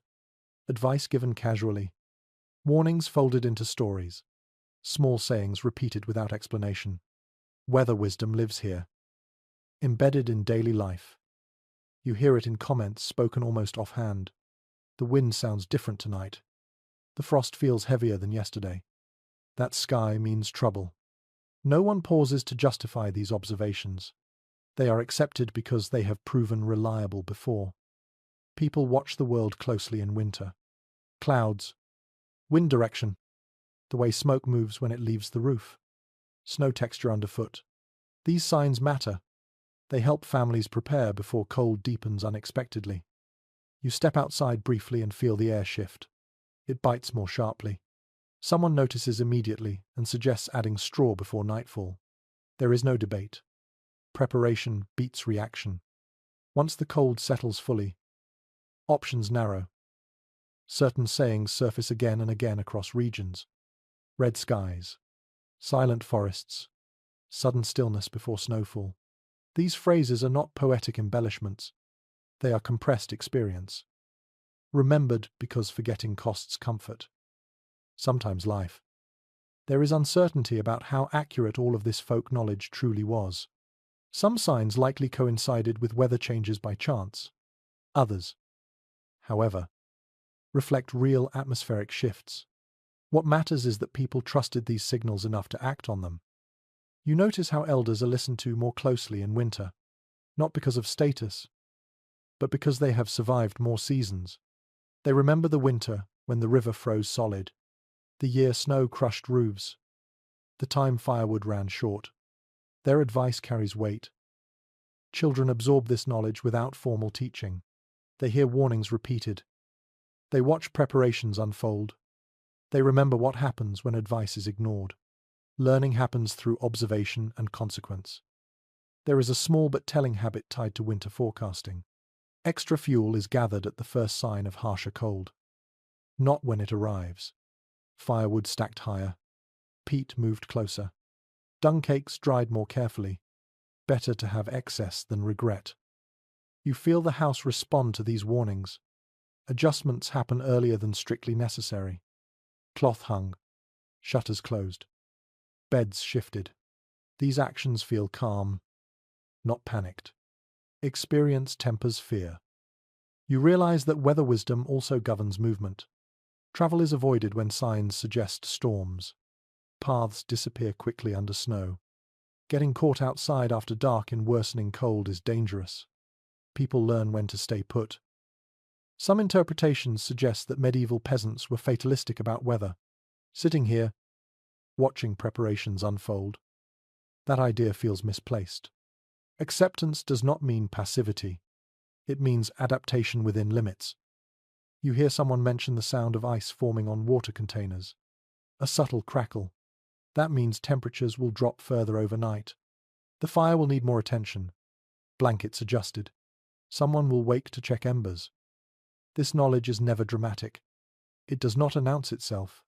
It slips into routine, shaping decisions quietly. There is a recurring pattern of storytelling in winter evenings. Tales of harsh seasons past, of mistakes made, of near disasters narrowly avoided. These stories entertain, yes, but they also instruct. Memory is reinforced through repetition. You feel a strange comfort in this. The cold may be unpredictable, but it is not unknowable. People learn its language over time. Some observers argue that this reliance on folk knowledge limited innovation. Perhaps, but innovation also grows from familiarity. You cannot adapt to what you do not understand. You notice how the house smells slightly different when cold deepens. Sharper, drier. Someone comments on it. Preparations intensify. The senses become instruments. At night, listening to wind shift. You understand that winter here is not endured blindly. It is read, anticipated, negotiated. The fire crackles. Smoke behaves differently. The roof creaks under new weight. All of it is noticed. All of it feeds into decision-making. You pull your blanket tighter, trusting that others have read the signs correctly, that the house is ready, that supplies are sufficient. Folk wisdom does not eliminate risk, but it reduces surprise. And in winter, surprise is dangerous. As sleep approaches, you realize that warmth here depends not just on material strategies, but on shared memory, knowledge accumulated over generations, whispered through evenings like this. Keeps bodies warmer than ignorance ever could. Cold fades slightly at the edges, held back by preparation rooted in remembrance. You begin to sense how belief settles into the cold. Not as denial, not as escape, but as framing. Winter is not treated as an enemy to be conquered. It is something to be endured, accepted, given meaning. That meaning softens its weight. Faith fills the long nights when firewood runs low and daylight disappears too quickly. Prayer is not only about salvation, it is about patience, about rhythm, about reminding yourself that hardship has limits, even when those limits feel far away. You hear murmured words near the hearth, spoken softly, almost rhythmically. Familiar phrases repeated not because they promise warmth, but because they offer steadiness. The act itself is warming. Breath slows. Shoulders drop. Anxiety eases. In many medieval households, winter prayers increase in frequency. Not formality. Short invocations before sleep. Quiet thanks for surviving another day. Requests for mild weather. Healthy animals. Enough fuel to last. These are not dramatic appeals. They are practical hopes. What emerges clearly from surviving devotional habits is that winter sharpened religious routine. Churches filled more consistently during cold months, not necessarily out of fear, but because communal gathering offered warmth, literal and social. Stone walls held heat from packed bodies. Voices rose together, cold retreated briefly. You imagine standing in a small church, breath fogging, candles flickering. The air is still cold, but less isolating. Bodies cluster. Hymns fill space that winter empties elsewhere. Faith becomes insulation of a different kind. There is disagreement about how deeply belief altered the physical experience of cold. Some interpretations suggest it dulled suffering through acceptance. Others argue it simply reframed discomfort as meaningful rather than avoidable. Either way, the emotional effect was real. You feel how rituals mark time when days blur together. Feast days punctuate winter's monotony. Even modest celebrations bring warmth through activity. Shared food, movement, anticipation itself carries heat. Fasting also shapes winter experience. It seems counterintuitive. Less food means less internal warmth. Yet fasting periods are often brief and structured, followed by feasts. The contrast heightens awareness of comfort when it returns. Discipline creates appreciation. You notice how stories of saints and endurance circulate more in winter. Tales of suffering endured patiently, of cold nights survived through faith and resolve. These stories do not erase discomfort. They contextualize it. Children listen closely, not fully understanding theology, but absorbing lessons about perseverance. Cold becomes something you get through, not something that defines you. There is a subtle shift in how hardship is spoken about. Complaints exist, yes, but they are softened. Jokes appear, gentle sarcasm. Humor acts as a release valve. Laughing warms the chest. It shortens breath in a way that feels alive. You sense how belief also encourages care for others. Charity increases in winter. Food shared. Fuel given when possible. Helping others survive the cold reinforces communal bonds. Warmth spreads outward through action. Some observers later describe medieval religion as fatalistic. Sitting here, that feels incomplete. Acceptance does not mean surrender. It means working within reality rather than fighting it blindly. You hear someone cross themselves before sleep. Another whispers a familiar line. These gestures are small, repetitive, grounding. They signal transition from wakefulness to rest. Faith does not heat the room. It does not thicken walls or stretch blankets. But it steadies the mind when cold presses in from every side. It keeps panic from draining warmth faster than temperature ever could. You lie back and let the words fade into background sound. The fire glows faintly. Bodies settle. Outside, winter continues its work. Inside, belief holds the edges together. You begin to notice who winter presses on hardest. Not everyone feels the cold the same way. Children lose heat quickly. Their bodies are small. Their energy constant. Their reserves limited. The elderly feel cold differently. It sinks into joints, settles deep, lingers long after warmth returns.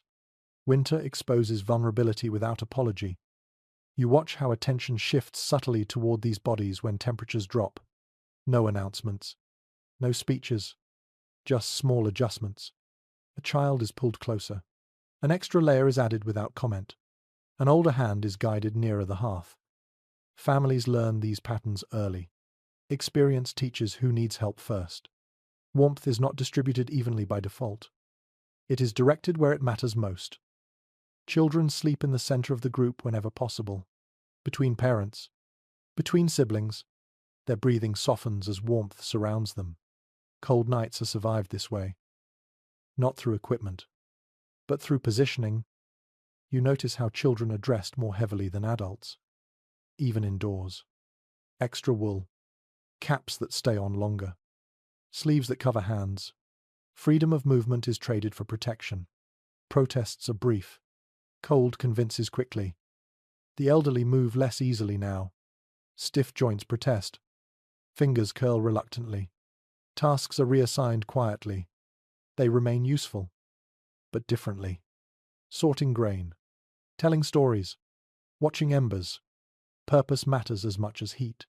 Stillness without purpose chills faster. There is a small habit you notice in several households. Elders are given the warmest seat, closest to fire or animals, not as privilege, but necessity. They lose heat faster and regain it slower. The group compensates. Some historical interpretations suggest medieval societies accepted high winter mortality without response. Watching these quiet adjustments, that claim feels oversimplified. People did what they could within limits. Care existed, even if outcomes remained harsh. You hear coughs more often now. Dry air irritates throats. Smoke strains lungs. Children's coughs draw immediate attention. Extra warmth is applied. Fluids offered. Rest encouraged. Illness in winter spreads quickly. There is uncertainty about how effective these measures truly were. Medical understanding was limited, yet observation guided action. Warmth, rest, nourishment. These principles appear again and again across centuries because they worked often enough. You notice how night watches prioritize the vulnerable. Fires are checked with them in mind. Drafts sealed more carefully near sleeping areas. Someone listens for breathing changes. Winter heightens awareness. Children are kept occupied indoors to maintain warmth. Games involve movement. Chores are framed as play. Energy becomes insulation. The elderly sometimes sleep lightly, waking often. This is not always fear. It is habit formed over many winters. Light sleep allows monitoring of cold and fire. Their vigilance contributes to survival. There is a shared understanding that winter is not fair. Strength does not guarantee safety. Youth does not guarantee resilience. Families adapt by redistributing effort and warmth. You feel a quiet tenderness in these moments. Care expressed through action rather than words. A blanket adjusted, a seat offered, a bowl placed closer. Some scholars argue that these patterns reinforced intergenerational bonds. Perhaps, or perhaps winter simply stripped life down to essentials, revealing what mattered all along. As the night deepens, you watch a child stir, shiver once, then settle as warmth is restored. The moment passes without fuss. No one speaks. Winter survival is built from thousands of such moments. You lie back, feeling the house hold together through collective care. Cold presses from outside, but inside, warmth flows toward those who need it most. In this world, survival is not just about staying warm yourself. It is about keeping everyone warm enough. Cold carries stories with it, not always accurate ones, but convincing enough to shape behavior. You hear them in passing comments. Half jokes. Warnings spoken with just enough seriousness to linger. Winter is blamed for aches, fevers, weakness, and sometimes for death itself.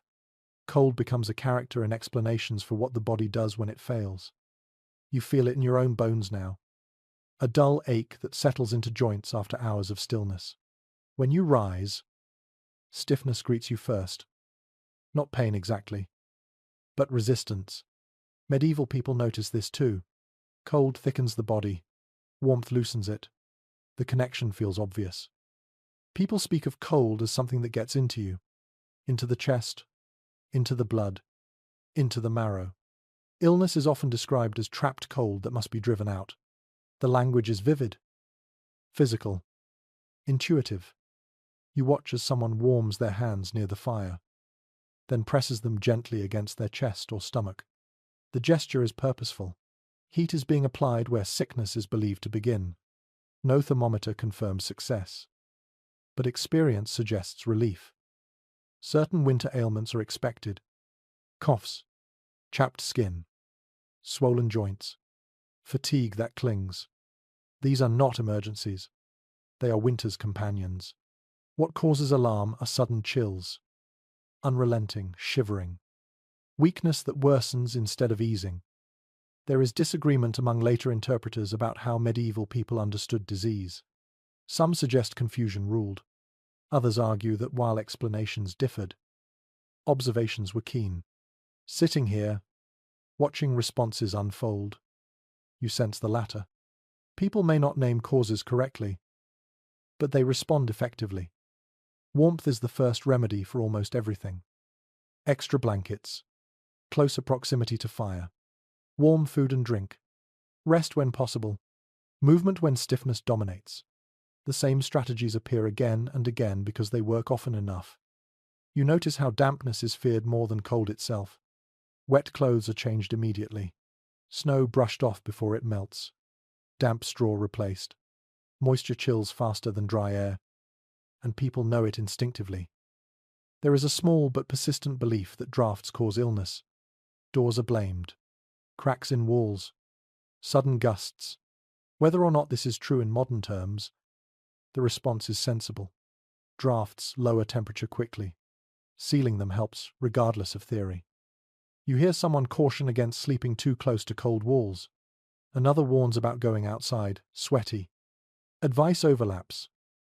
Sometimes contradicts. But the core remains. Avoid sudden cooling. Maintain steady warmth. Certain remedies circulate widely. Heated stones wrapped in cloth and placed near aching joints. Warm poultices. Hot water bottles made from clay or metal. These are not luxuries. They are improvised tools born from need. There is uncertainty about how often such practices prevented serious illness. Records are fragmentary. What is clear is that people invested effort in prevention. They noticed patterns. They adjusted behavior. Children are watched closely for signs of illness. Warmth is applied early, not because parents expect miracles, but because delay worsens outcomes. Early intervention matters when options are few. You sense how winter sharpens attention to the body. Every ache is evaluated, every cough noted. Cold heightens awareness. Some later observers criticize medieval medicine as ineffective. That judgment misses the quiet effectiveness of care rooted in warmth, rest, and nourishment, not cures. Perhaps, but buffers against decline. You settle deeper into blankets and feel tension ease slightly. Warmth does not erase discomfort, but it dulls it. That dulling is enough to allow sleep, and sleep restores what cold erodes. Illness and cold intertwine in stories and belief, but also in practice. The response is consistent. Warmth first, always. As night deepens, the fire glows faintly. Bodies lie still. Someone shifts, pulling a blanket tighter around aching shoulders. The movement is slow, careful, practiced. Winter does not always kill directly. It weakens. It creates openings. People fight back with heat, however imperfect. You breathe slowly, letting warmth settle where it can. The cold remains present, but its sharpness softens. In this world, health is fragile. Warmth is medicine, and every small effort to keep it close matters more than words ever could. You begin to understand why fuel is never far from anyone's thoughts. Even now, as the fire glows softly, there is a quiet awareness humming beneath conversation and movement. How much wood remains? How fast it burns? How long until morning? Fuel anxiety does not announce itself loudly. It lingers, like cold itself, patient and persistent. You glance at the stack near the hearth. It is smaller than comfort would suggest. Carefully chosen pieces lie on top, dry, split thin enough to catch easily. Thicker logs wait beneath. This order is deliberate. Starting warmth comes first. Sustaining warmth follows. Firewood is not gathered casually. It represents hours of labor performed long before winter arrived. Trees felled, branches cut, logs split, stacks arranged to dry properly. Mistakes made in summer are paid for in winter. You feel the weight of this preparation in the way people watch the fire. No one feeds it absent-mindedly. Each addition is considered. Too much fuel wastes heat. Too little risks embers dying.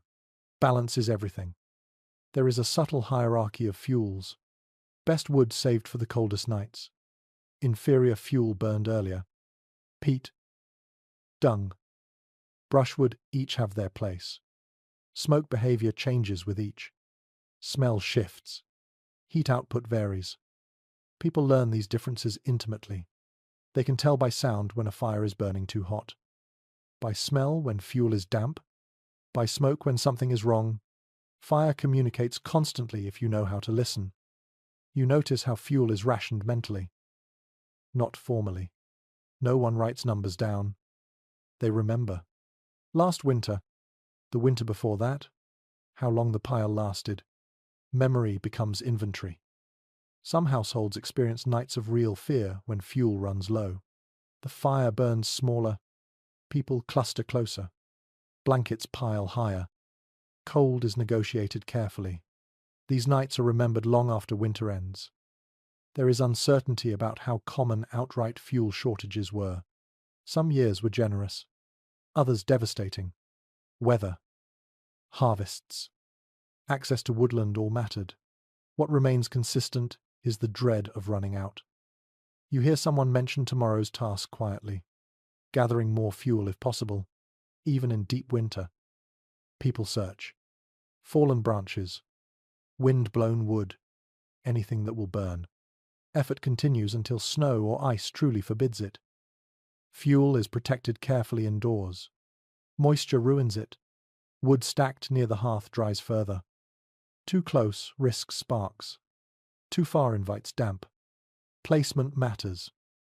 Children are taught not to play near fuel stacks, not because of discipline, but necessity. Firewood is warmth waiting to happen. Damaging it steals from the future. At night, the last log added to the fire is chosen with care, one that burns slowly, steadily, extending embers until morning if luck allows. This moment carries weight. A poor choice means cold dawn. You lie back and listen as the fire settles around that final log. Crackle softens. Glow deepens. The house holds its breath. There is a quiet superstition around fire in some households. Not dramatic rituals, but respect. Ash is handled gently. Embers are spoken of softly. Fire is thanked, whether belief or habit. Reverence emerges naturally when something keeps you alive. You feel warmth pulse faintly through the room. Then stabilize. The fire has accepted its role for the night. Outside, wind presses harder now. Snow begins to fall again, tapping softly against roof and walls. Inside, fuel stands between survival and exposure. As sleep approaches, fuel anxiety fades slightly, replaced by trust in preparation. Enough has been done. Enough remains. Morning will come. The fire will be coaxed back to life. Another cycle will begin. For now, the glow holds. And in this quiet, you understand that warmth here is never taken for granted. Every flame is counted. Every ember matters. You start to realize how different winter feels depending on where you stand. Not just inside or outside, but across the land itself. Cold is not a single experience. It changes with hills and valleys, with forests and coastlines, with altitude and wind. Medieval peasants know this intimately. Geography shapes survival as much as habit. You imagine a village tucked into a valley. Cold air settles there at night, heavy and unmoving. Frost lingers long after sunrise. Fires are fed more often. Straw thickens earlier in the season. People learn to expect harsher mornings. Now you picture a settlement on a hillside. Wind scours warmth away relentlessly. But it also prevents cold from pooling. Nights feel sharper. But dawn brings relief sooner. Snow slides off roofs more easily. Choices differ. Solutions adjust. Along coasts and rivers, cold behaves differently again. Water moderates temperature slightly. But dampness increases. Wet cold seeps through clothing faster than dry frost. Wool becomes even more precious. Fires smoke differently in humid air. People respond with heavier layers and stricter attention to dryness. You feel how forests alter winter too. Trees break wind. They trap snow. Villages near woodland enjoy shelter. But they also contend with shade that delays warming sunlight. Fuel access improves. but dampness increases. Trade-offs are constant. What becomes clear across regions is that there is no universal medieval winter. People adapt locally, drawing on what their environment offers and what it denies. Stone houses dominate where stone is plentiful. Wood, where forests thrive. Turf, where neither exists. There is uncertainty about how much knowledge traveled between regions. Some techniques spread widely, others remained stubbornly local. What works in one climate fails in another. Trial and error governs adaptation. You imagine peasants moving between regions through marriage or labor. They bring habits with them. Some are abandoned quickly. Others prove useful. Warmth strategies evolve through migration as well as memory. Snow itself behaves differently across landscapes. In mountains, it insulates deeply, protecting roofs and earth beneath. In lowlands, it melts and refreezes, creating ice that steals heat aggressively. People learn when snow is friend and when it is threat. You notice how clothing varies subtly by region. Thicker felt in colder uplands, lighter wool near coasts. Cloaks shaped differently to shed rain or block wind. Fashion here is climate responding to need. Even food strategies change. Inland communities rely heavily on stored grain and preserved meat. Coastal settlements add fish and sea fat to winter diets. Fat content matters more where cold is damp and biting. You feel how time itself shifts with geography. In northern regions, daylight shrinks brutally. Work compresses further. Fires burn longer. In southern areas, winters remain harsh but shorter. Relief arrives sooner. Some later observers attempt to describe medieval winter as uniformly miserable. That oversimplifies reality. Hardship varies. Some winters are survivable. Others devastating. Place matters. You sense pride in local knowledge. This valley freezes early. That hill catches wind. These statements guide behavior. Outsiders learn quickly or suffer. As night settles again, you imagine countless households across Europe managing warmth differently at the same moment. Some huddled tightly in deep cold, others enduring damp chill. All negotiating with winter in their own way. There is a strange comfort in this diversity. Survival is not monolithic. It adapts. It bends. You pull your blanket closer and feel gratitude for the particular strategies that work here, in this place. On this night, elsewhere, other methods are holding back cold just as carefully. Winter spans the land, but it does not flatten it. Each region meets it on its own terms. You start to notice the smallest habits now. Not the obvious ones. Not fire or clothing or shelter, but the quiet, almost forgettable actions that slip between moments. The kind of things no one would bother to explain. Because everyone already knows. These are the tricks that save warmth without announcing themselves. You watch someone pause before sitting, brushing snow from their boots carefully, even though it has almost melted already. Wet leather steals heat fast. Dry boots mean warmer feet for hours. That brief pause matters. You notice how people cup their hands before breathing into them, then rub palms together slowly, not frantically. Quick movements cool skin faster. Slow friction warms deeper tissue. This is learned, not taught. There is a habit of tucking clothing inward rather than outward. Shirts pull down over hips, cloaks overlapped across the chest. Loose fabric flaps in drafts and leaks warmth. Secured fabric holds it close. You see someone warm a spoon near the fire before eating. A small gesture. But a cold utensil drains heat instantly from lips and tongue. Warm food stays warm longer when the tools match its temperature. These details repeat everywhere once you start watching for them. At night, water containers are wrapped in cloth or placed near the hearth. Not just to prevent freezing, but to ensure that morning tasks begin with warmth rather than shock. Washing hands in icy water numbs fingers and wastes precious heat early in the day. You notice how people avoid sitting directly on stone or wood. Even briefly, a folded cloak is placed first. A bundle of straw, even a hat. Direct contact steals warmth quickly. Barriers matter. Children are corrected gently when they forget these habits. Not scolded, just reminded. Cold provides the lesson soon enough. There is a curious practice you observe near bedtime. People warm their sleeping space before occupying it. Blankets held near the fire. Straw turned and fluffed. Bodies do not enter cold beds willingly. Pre-warmed spaces reduce heat loss during those first critical minutes. You feel how effective this is when you settle in. The difference is immediate. Your body relaxes rather than fights. Hands are often warmed before delicate tasks. Mending, knotting, writing. Cold fingers fumble, wasting time and energy. A brief pause at the hearth saves effort later. You notice how people exhale slowly through scarves or collars when outside. Breath warms the fabric, which then warms the next inhale. A simple cycle, repeated unconsciously.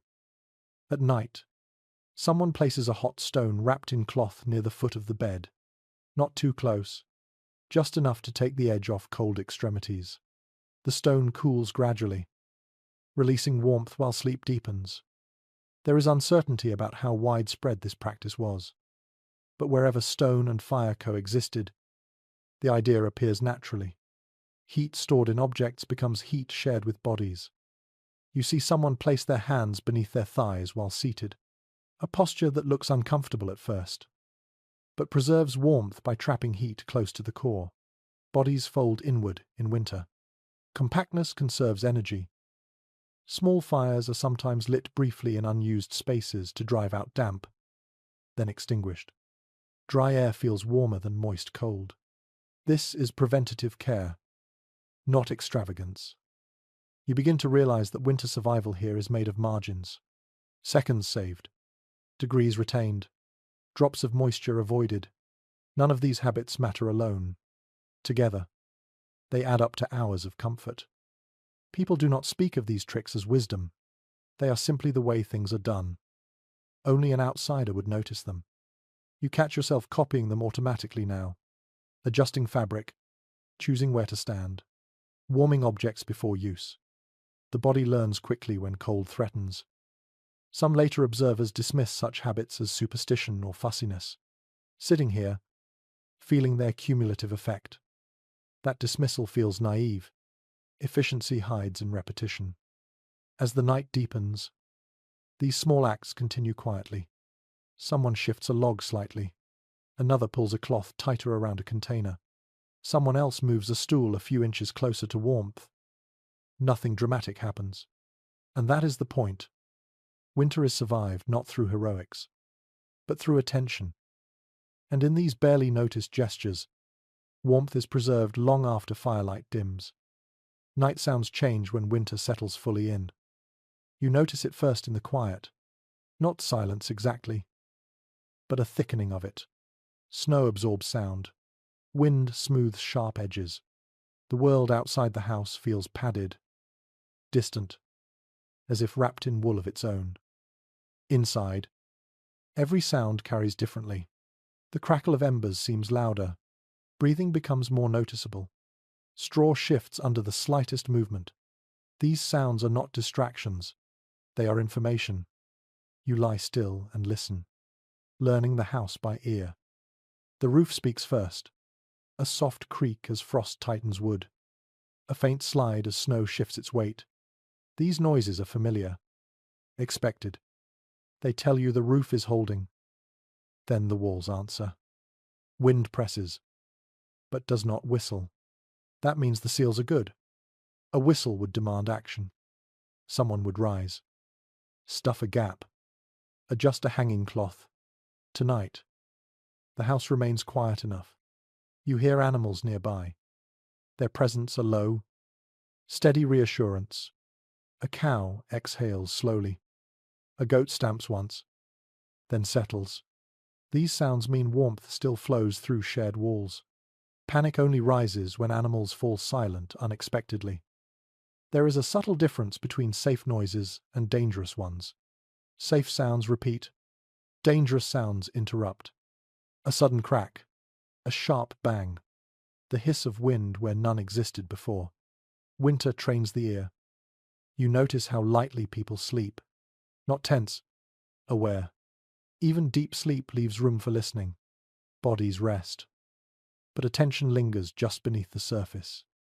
A child whimpers briefly, then quiets as a blanket is adjusted. No words are exchanged. Sound communicates need quickly. You hear the fire settle, a log collapsing inward slightly. The sound is soft, not alarming.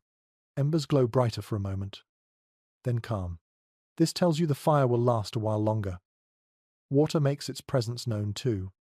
A faint tick as ice forms near the rim of a container. That sound prompts action tomorrow. More insulation will be added.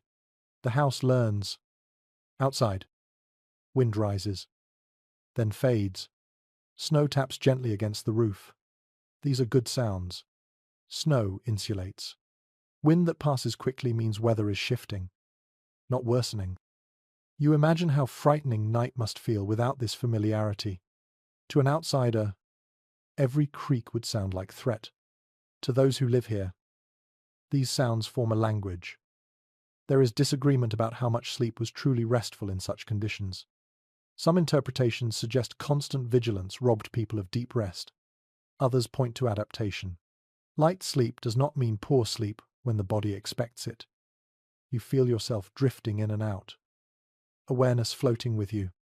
A sound wakes you just enough to register it, then releases you again. This pattern repeats. Rest comes in waves. You realize that sound itself becomes a source of warmth. Familiar noises reassure. Reassurance calms the body. Calm conserves heat. Silence, when absolute, can be unsettling. A total absence of sound suggests extreme cold or deep snow. In those moments, people listen harder, ready to act. The house breathes around you. Wood contracts and relaxes. Fabric shifts. Bodies turn slightly. All of it blends into a soft rhythm. You listen until listening itself becomes tiring. Then you let the sounds carry you downward, into deeper rest. Winter night wraps the house tightly. Inside, warmth holds not just through fire and fabric, but through attention sharpened by sound. And as sleep finally settles more firmly, the house continues to speak softly, keeping watch until morning. You begin to notice that warmth is not only something you feel on your skin, it settles in your mind as well. As winter stretches on, the cold becomes familiar, not comfortable, exactly, but known. And something curious happens when discomfort becomes predictable. Fear loosens its grip. Anxiety fades into routine. The mind adapts, just as the body does. You feel it now as you sit near the hearth, wrapped in wool, listening to familiar sounds. The cold outside has not vanished, but it no longer feels urgent. Your thoughts slow. Your breathing deepens. Warmth arrives quietly through familiarity. People here rely heavily on routine during winter. The same actions, performed in the same order, at the same times, not because they lack imagination, but because predictability calms the mind. Calm preserves energy. Energy preserves heat. You notice how evenings unfold almost identically night after night. Fire tended, food eaten, tools set aside, stories told, sleep prepared. This repetition becomes reassuring. It signals safety. When the mind knows what comes next, it relaxes. Muscles soften. The body stops wasting energy on vigilance. That saved energy becomes warmth. You realize how important this is. Panic chills faster than cold air ever could. A racing mind tightens muscles, sharpens breathing, drains reserves. Calm does the opposite. There is a subtle practice woven into winter evenings. People talk about ordinary things, small events, familiar jokes, nothing urgent, nothing alarming. Conversation becomes a blanket laid gently over worry. You hear laughter, soft and brief, not loud enough to disturb the fire, but enough to lift spirits. Laughter warms the chest. It loosens tension. People feel warmer afterward, even if the temperature has not changed. Storytelling plays a role here too. Tales repeated year after year. stories whose endings are known. There is comfort in knowing how things turn out. Surprise is for summer. Winter prefers certainty. Children ask for the same stories again and again. Adults comply willingly. Repetition is not boredom. It is reassurance. You notice how people frame hardship when they speak of it. This winter is not as bad as that one. At least we have more fuel than last year. Comparison tempers fear. Perspective narrows discomfort. There is uncertainty about how consciously people use these psychological strategies. No one names them. They simply work. Behaviors that soothe survive. Those that provoke anxiety fade. You feel how shared presence itself warms the mind. Sitting alone in a cold room feels colder than sitting with others. Even without physical contact, company softens the experience of cold. Loneliness chills. Belonging warms. This becomes especially clear at night. Darkness amplifies thought. Cold sharpens it.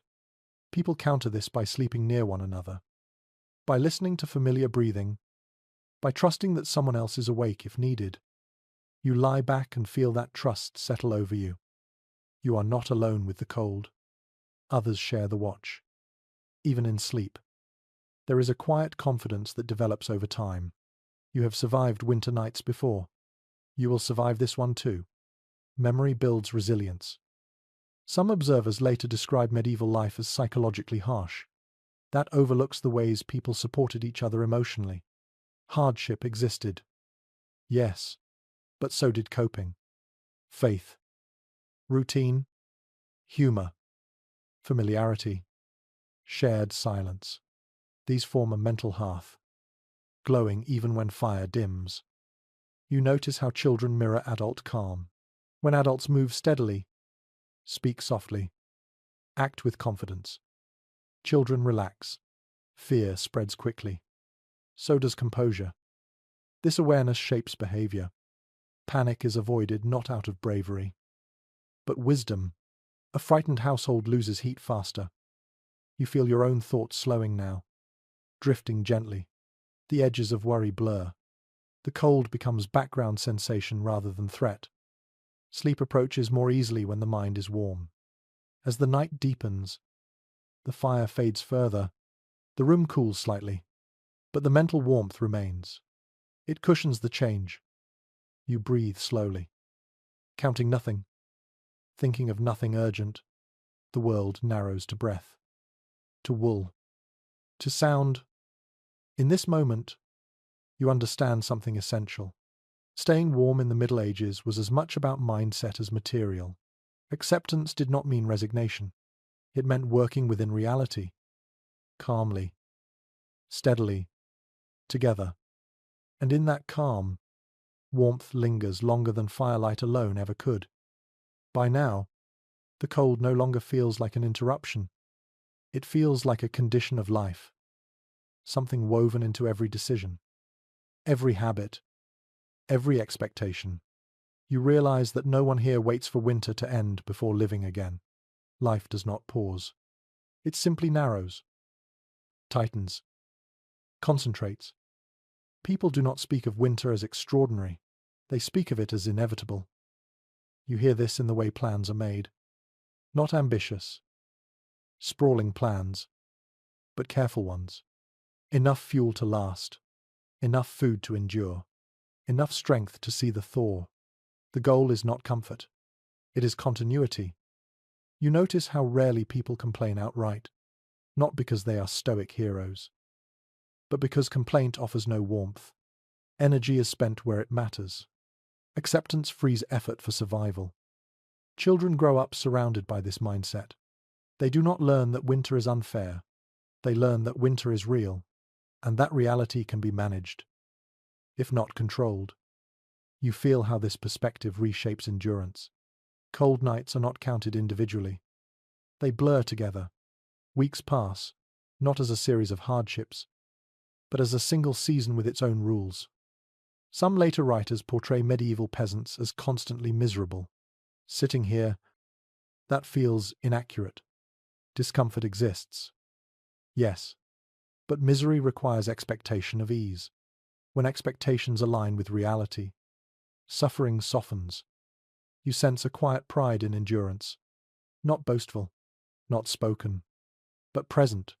Surviving winter is an achievement. Even if it happens every year, each spring feels earned.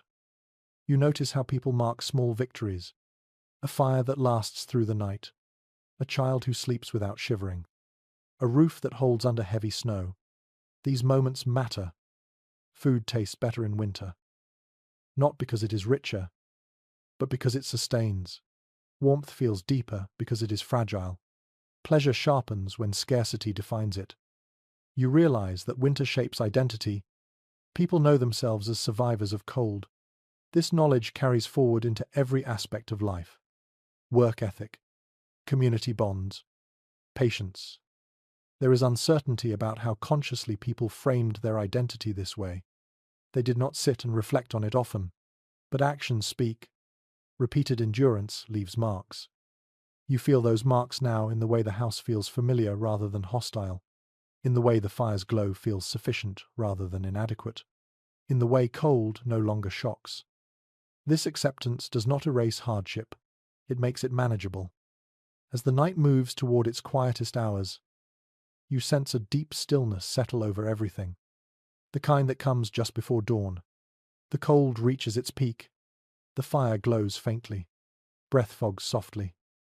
This is the hardest part of the night, and yet, it passes. You notice how people stir slightly, sensing the coming change. Morning is not far. Embers will be coaxed back to flame.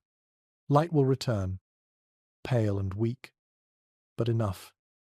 Hope here is not dramatic. It is practical. Morning always comes. Even in winter, you lie still, wrapped in wool and routine and shared resilience.